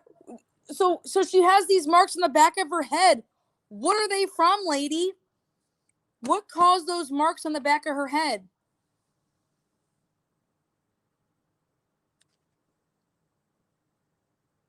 He simply, Spitz, in my opinion, didn't do what he was supposed to do because I believe he's aged. But what he was testifying to, though, was that no, there's other things. He's testifying to the fact that this was over a period of time. Okay? That's what he was basically testifying to. Ladies and gentlemen, brains just don't swell on their own. There needs to be some sort of injury. He doesn't discuss that. This man's a pathologist, not a pediatrician. He's not treating live children and seeing which children survive their injuries and which ones don't. The state would submit to you that physicians at Cincinnati Children's Hospital who see simple falls, the whole range, simple falls to the most traumatic injuries, they have a greater understanding of not only the injuries Hannah had, but also abused Hannah, causing significant and severe bruising to her face, to her ear, to a child. And ladies and gentlemen, you will as well.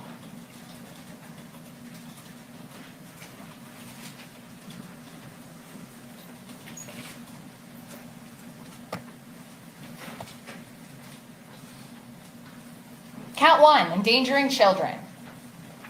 The state of Ohio has to prove to you that on or about March 6th through March 7th of 2018, so those first 2 days in the week, Tuesday and Wednesday, in Butler County, Ohio, that this defendant, Lindsay Partin, recklessly tortured or cruelly abused a child.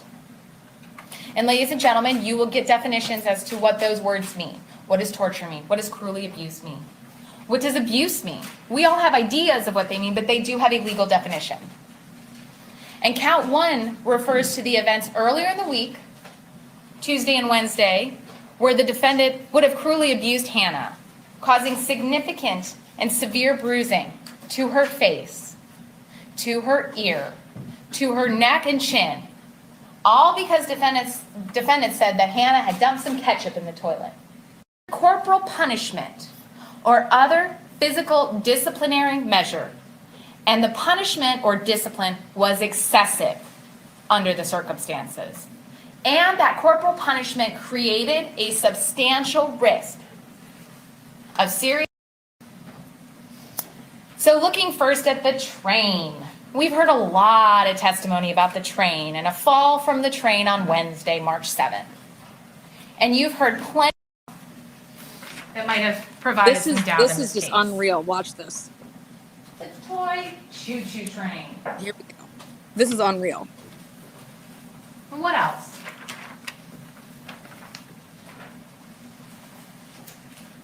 Jason.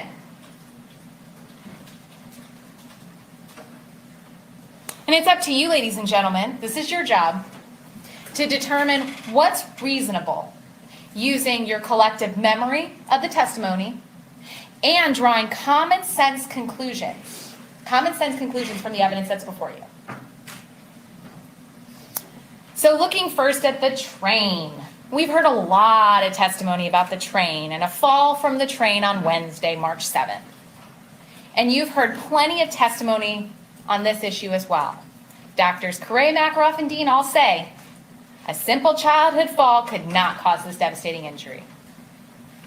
And defense wants to argue, but defendant was so forthcoming about this fall from the train. She was forthcoming that she Googled, what do you put on bruises after Hannah fell off this train? She told in her interview, how do you make them feel better? How do you make them look better?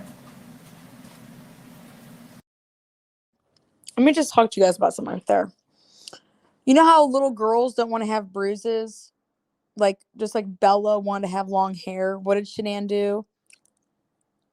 I mean, my son, my own little boy, he doesn't oh my God, it's bleeding. No, it's bleeding. If it's not bleeding, nothing happened. If there's blood, oh my God, right? Well, no, but I have this Star Wars Band-Aid. Oh, yeah, that's good. So then once I put a Band-Aid, it's like, shit, it could be gushing blood, but hey, he's got a Band-Aid on and he can't see it. It's great. So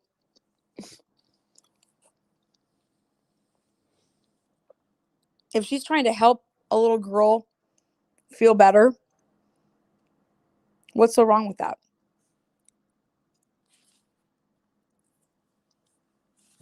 Nothing. Ladies and gentlemen, you saw that document. She didn't Google how to make a bruise look better. She didn't Google how to make a bruise feel better. She Googled how do you get rid of a bruise. And then she deleted that search. The only search she deleted during that week. And the state would submit to you that this wasn't something even essential oils was going to fix. And the defendant and Question is when did she delete it?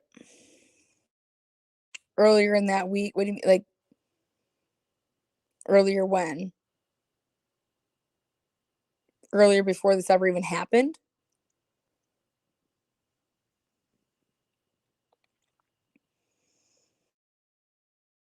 in both her interview and during her testimony on the stand, she stated she Googled bruising only after Hannah had fallen off this train, right? After. And that happened around 4 p.m. She admitted, yeah, it happened around 4. That's what the testimony's been. It's around 4. Ladies and gentlemen, you saw that document. You'll have that before you. Her phone shows this search history at 8 a.m., not 4 p.m., not after she would have fallen off this train. 8 a.m. she's Googling, how do you get rid of a bruise? And you heard testimony from Paula Smith, the defendant's own stepmother-in-law, I guess you would call her. She testified that defendant came back from the hospital. Paula Smith came over to the defendant's house. I'm going to watch your kids so you can go to Fort Hamilton Hospital. Defendant said, I was gone about 30 minutes. And she testified when Lindsay came back that she was panicky. She was panicking. And she said, where's the toy train? And Paula told you, I moved it, we put it away. And she said, you need to put that train right back where it was. She's like, why? She said, the defendant said, you need to put it back. I'm in big trouble. The state would submit to you that the train isn't reasonable in light of the evidence before you. So you heard a lot of testimony regarding a fall in the driveway, the gravel driveway, not pebbles, rocks. I mean, is it just me? I mean, the dramatics. This is ripping off the train. It's not the train. The train didn't kill Hannah. Rips off. On Tuesday, March 6th. But you also heard Dr. Makaroff testify that the bruises to the chest, the bruises to the under the chin, the neck, those are protected areas of the body. And when someone falls, that's not the area This actually bothers me. Me and my sister, when we were younger, we had scooters. Okay, just like you guys buy your kids scooters. My sister was on a scooter. I was running, and she was like trying to scoot and chase me, and trying to get something out of my hands or whatever. Okay, well, my sister split her chin, bottom of her chin open when she fell. My sister split her forehead open when we were even younger too. And I told my mom when I was holding my baby sister, saying, because I used to call her baby, oh my God, baby dead, baby dead. Like, that's what I said. My mom's like, no. But it was all that blood. But my sister split the bottom of her chin open, riding a scooter and falling down and hitting, and it split her bottom of her chin.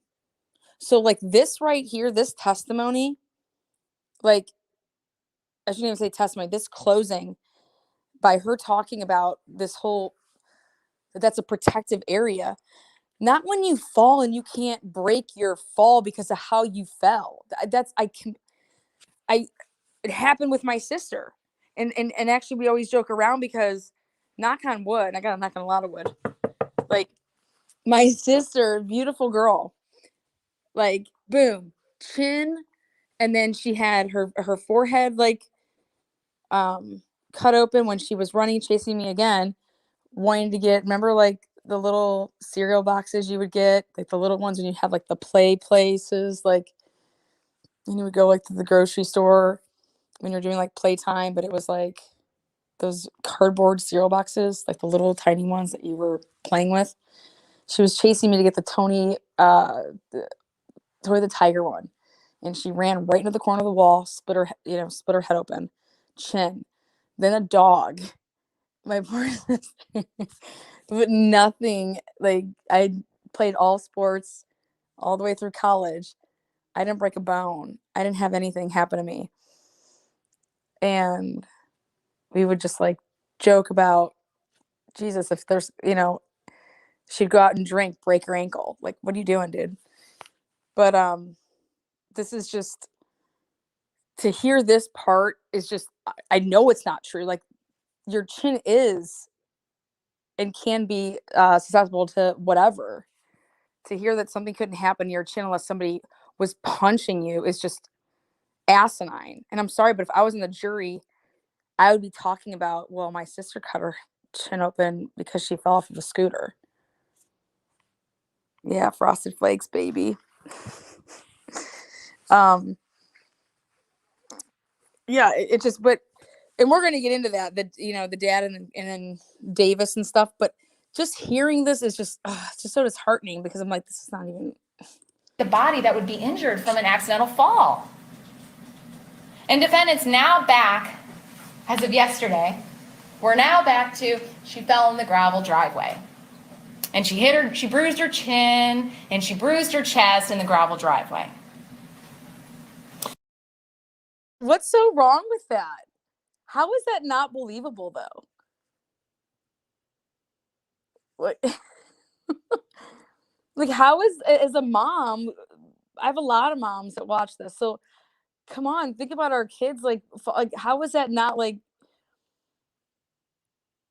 Yeah, that's not unbelievable. Like, Defendant testified yesterday that the morning Hannah fell in the gravel driveway, she's not only wearing a shirt, but she's wearing a jacket. So we're somehow made to believe that she has a simple fall to a protected area of her body, and that these gravel rocks somehow puncture her jacket and her shirt and then puncture her skin. And, you know, we've heard a lot of testimony that, you know, Hannah fell that week. She fell. That Hannah even told, you heard on cross-examination, you know, Hannah even told Dad, you know, I fell in the driveway. And here's the thing, maybe she did. Kids fall all the time. But it's not what caused this injury to her chest. It's not what caused that injury to her neck and her chin. so then what did? What did? And she's going to say, when you take your pointer finger and you point and you hit somebody's chest and you're like, don't you do that. What do you think you're doing? And bruising the protected areas of the body. Protected area of the body. The state would submit to you that maybe her knees, her hands, they would be scraped up from that kind of fall. My son doesn't let his toys, okay? He holds his toys in his hands and he'll be running and he'll fall. And I'm like, Jax, let the toys go and break your fall. Like, who cares about Batman? He's going to be fine. Like, but little kids, they do not let go of their toys. So when you fall and something's in your hands, little kids do not let go. And you could tell this woman, I'd ask this prosecutor, do you have any children? I rest my case. Because have you ever babysat before? Little kids have toys in their hands all the time and they never let them go when they fall. That is like 101. And that you teach your kids to break their fall. To teach to put your hands out. Hannah was 3. Okay, Jax is 6 and he still holds his toys and doesn't want Spidey to get a scrape. But she wouldn't have bruises to her chest that's covered by clothing. She would not have deep lasting bruises that were visible at autopsy 11 days later from a simple fall in the gravel driveway. And the state would submit to you that the gravel driveway is not a reasonable explanation in light of the evidence before you. Jason testified Hannah was acting normally both the night before, March 7th, and the morning of March 8th. He testified he dropped his daughter off at the babysitter's house that morning, March 8th, 2018, and shortly after leaving, he got a phone call from the defendant saying that Hannah had collapsed. You heard the cross-examination of Jason. There is absolutely no evidence before you that Jason did anything to harm Hannah. No car accidents, no falls in the car when he put it in. It's just funny that she keeps on bringing car accidents up, in my opinion, because there's a missing vehicle. To drive, nothing. We have no evidence of that. We do have some testimony that Jason recently remembered that where he went on Wednesday. All right, he didn't get milk. And he actually told the detectives that way back when, shortly after this incident happened. No, I didn't go get milk. He told you he dropped off a friend in Fairfield and then came back to his house at 4004 Shank. And he came back with his daughter. So his daughter was with him when they went and dropped this friend off and then drove back. But ladies and gentlemen, you heard Paula Smith testify, hey, I came home from Dollar General at 8:30, 8:45. His car was there. He was there on March 7th. And during defendant's testimony, for the first time ever, defendant claims, I'm just telling detectives what Jason told me to say. Yet at no point in any of those interviews does she say, hey, you know what?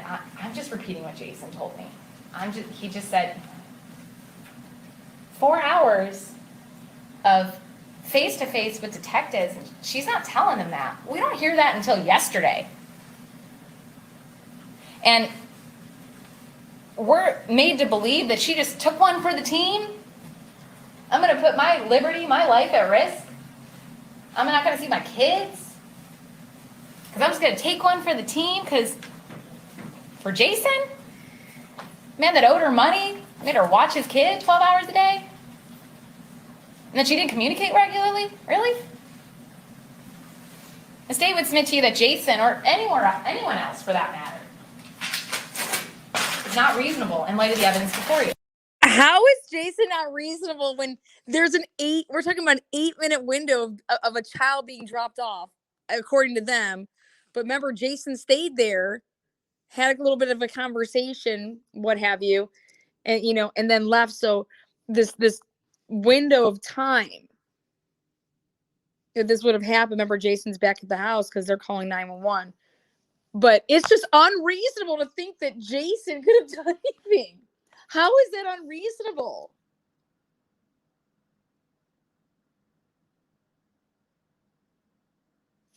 Wow. I just go back to this. This woman watches Hannah for 8 to 10 to 12 hours a day, and then just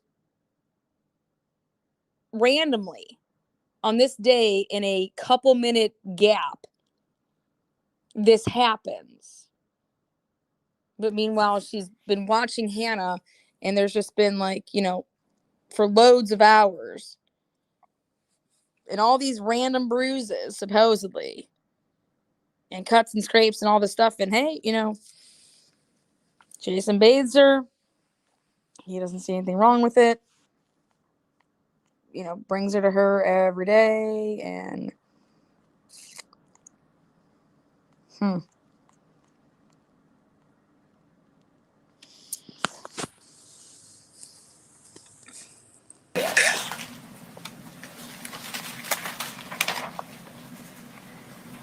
You heard some testimony that the defense suggests that Jason was under an incredible amount of stress that week.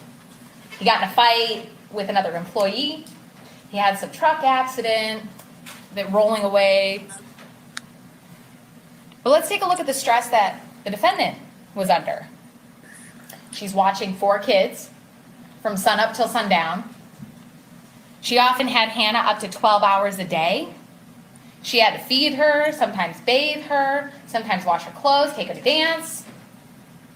She had 4 kids, and I think all under the age of 4, up to 12 hours a day. And ladies and gentlemen, she was also dealing with some really personal issues as well. Anybody that has children, okay, or babysits, right? What I've come to realize is when you have multiple kids there, it's actually easier to watch than it is, in my opinion, especially when the kids are old enough to play with each other, and do things so that they can occupy themselves with the others. So if you have, 4 4-year-olds, 4 3-year-olds, they're able to play with each other, especially when you get to the age of 4, 5, and 6, that's what they like to do. But when you have just one, it almost just feels like the same is going on now. When you have infants and you're changing diapers and stuff like that, but 3, 4, 5, you're potty trained. Not saying that it's not going to be a lot or whatever, but they can play with one another. So when you're talking about stress, I think whether you have 1 kid in the house, or 4, to me, a 12-hour day is it's a long day. But hey, you want me to believe that she only abused 1 kid out of the 4? To me, where's the logic in that?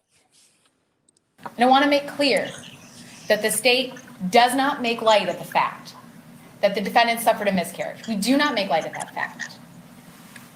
And we don't make light of the fact that she was potentially having some troubles with her husband. We don't make light of those issues.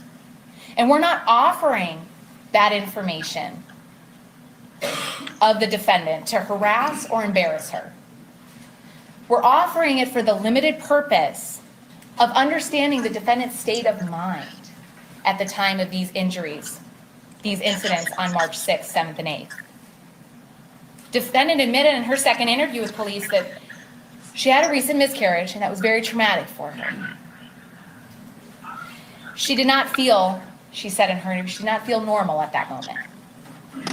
That she was trying to work on herself and not get so frustrated. And she admitted to feeling in over her head.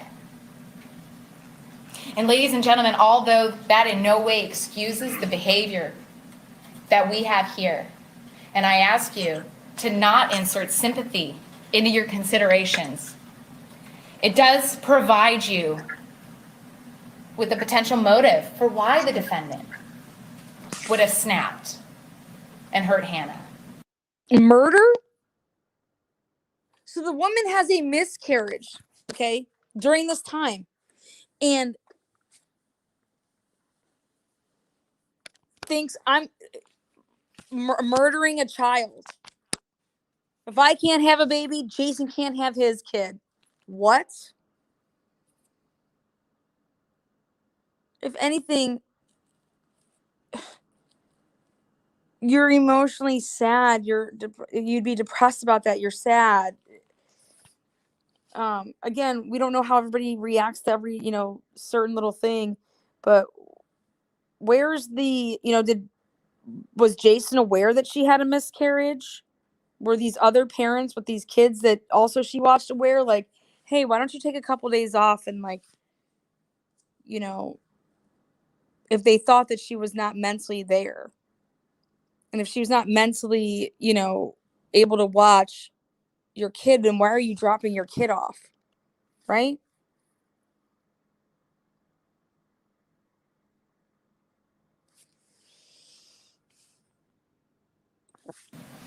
And the state asks you to consider these things and the impact it would have had on the defendant, on her state of mind during the time period before you, March 6th, 7th, and 8th. And ladies and gentlemen, you got to hear firsthand from Lindsay Partin herself. You got to hear her testify. And you heard the stories. You heard the changing, evolving, inconsistent stories she told. You'll have those. Crazy Chick, got a question for you. Was this babysitter, did she have any priors? Was she just, clean as a whistle and then this just happened? Or did this woman, this babysitter that you speak of, did she have any priors?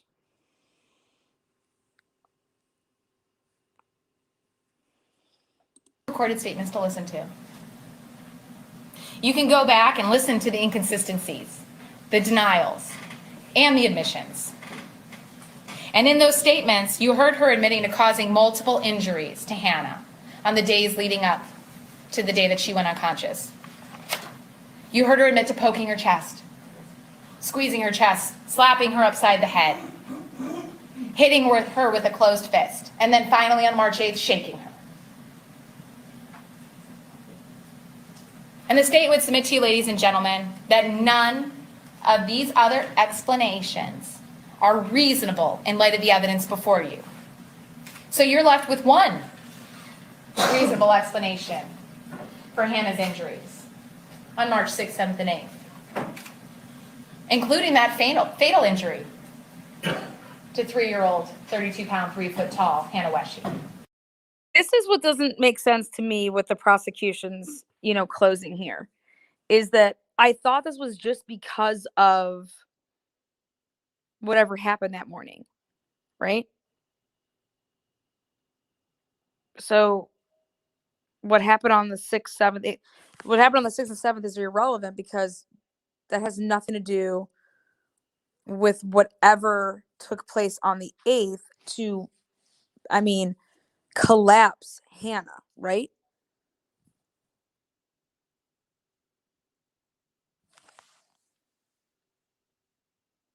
What instrument did she use on Hannah's head to cause that type of, you guys saw the, back in the beginning when I said this is a 3-year-old's, brain, blah, blah, blah, blah.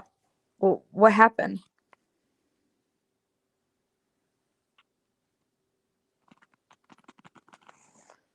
Um,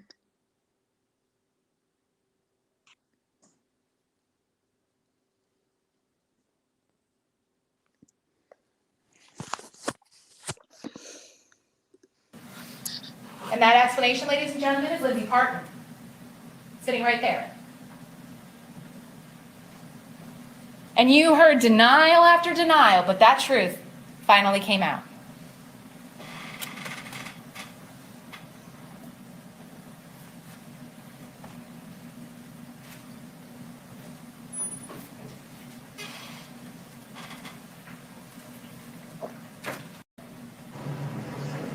Hannah, you know better.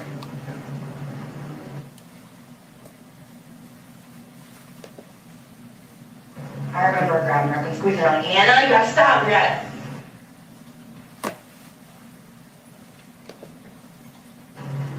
I smacked her on the chin for doing it. It was the same thing.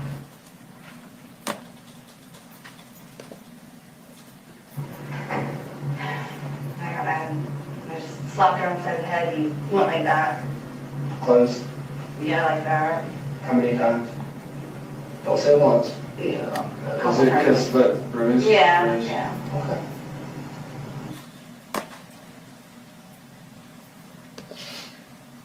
Well, so she didn't want him to go to work. And he's like, I gotta go. So he rushed out, and I was like, Hannah, you can't do that. Daddy's gotta go to work. You shook her. Yeah.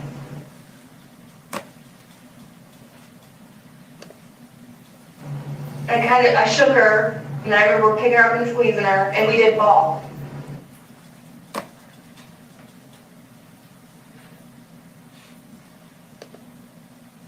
I mean, just enough to where, Hannah, you know better than to do that. Why would you do that? Your dad's late. We can't do that. You know better than that. What are we gonna do tomorrow morning? Ladies and gentlemen, the defendant testified she was with Hannah on the morning of March 8, 2018 for no more than 30 seconds.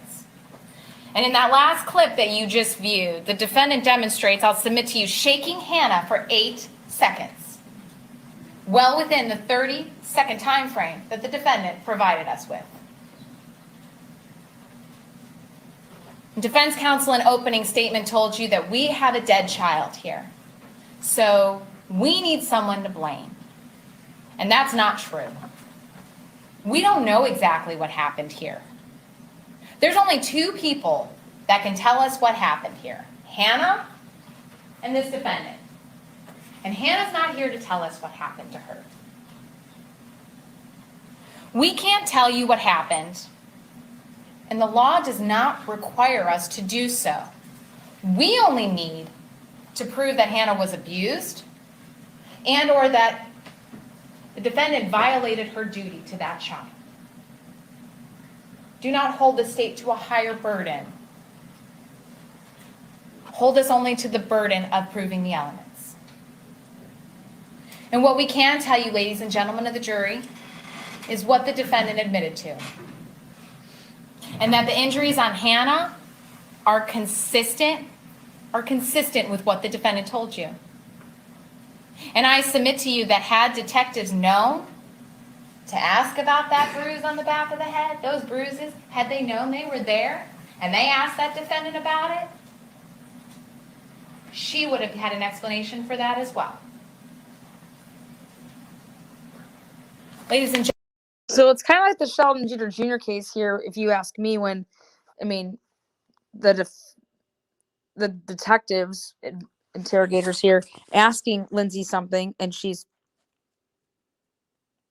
showing what she did. She's telling everything what she did. So is she trying to hide it or lie about it or anything like that?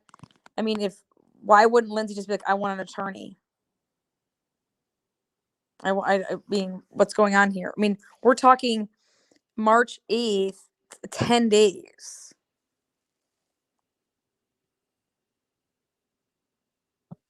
She was fully cooperating, telling them everything.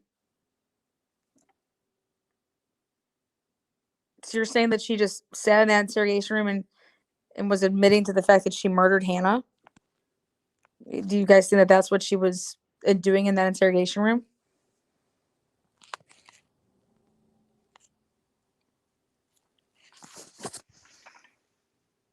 Gentlemen of the jury, I would respectfully ask you, after looking at all the testimony and the evidence and drawing your reasonable conclusions therefrom, that you find the defendant guilty of endangering children for torturing or cruelly abusing Hannah Weshy on March 6th or 7th.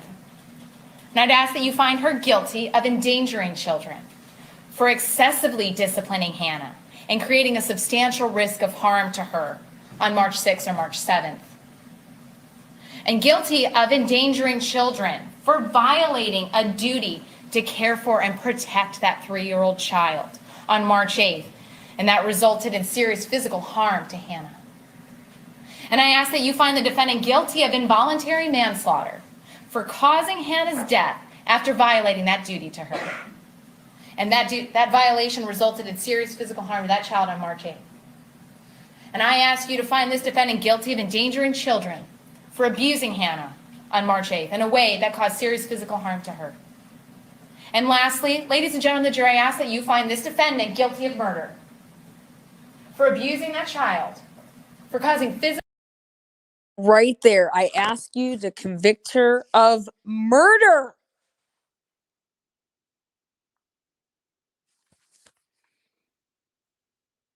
Wow. Serious physical harm to that child. And as a result, Hannah Weshy, 3-year-old, 32-pound, 3-foot tall, Hannah Weshy died as a result. Thank you.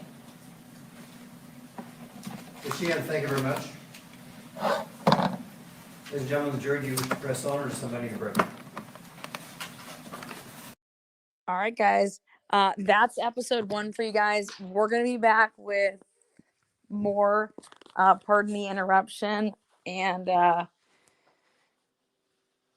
sleep on it, think about it. On the episodes that I do, you'll be seeing different days of now. We're going to work our way from right there's the closing for the prosecution. I'll do the closing for the defense, and then we're going to start and we're going to flash back to the the beginning.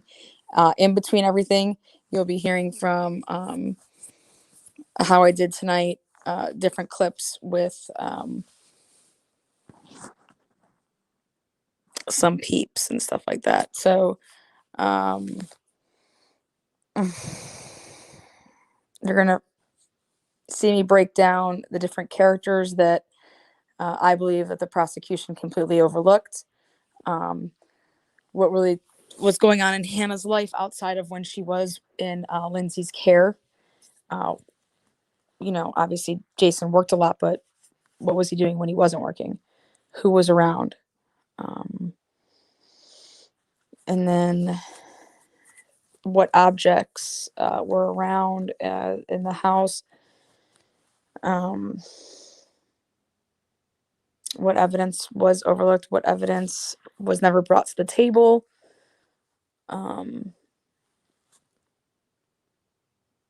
So, LMB, you're welcome. Thank you. Lana, good night. Great live. Well, good job, Lana, and all thanks. So, I'll be doing on Wednesday because I want to get through the defense's closing. And then, like I said, we're going to start then from the beginning. That way people could already kind of know where this case ended up. But then we're going to talk about how it got there. And then hopefully you guys will be able to hear from Lindsay herself. So again, thank you. And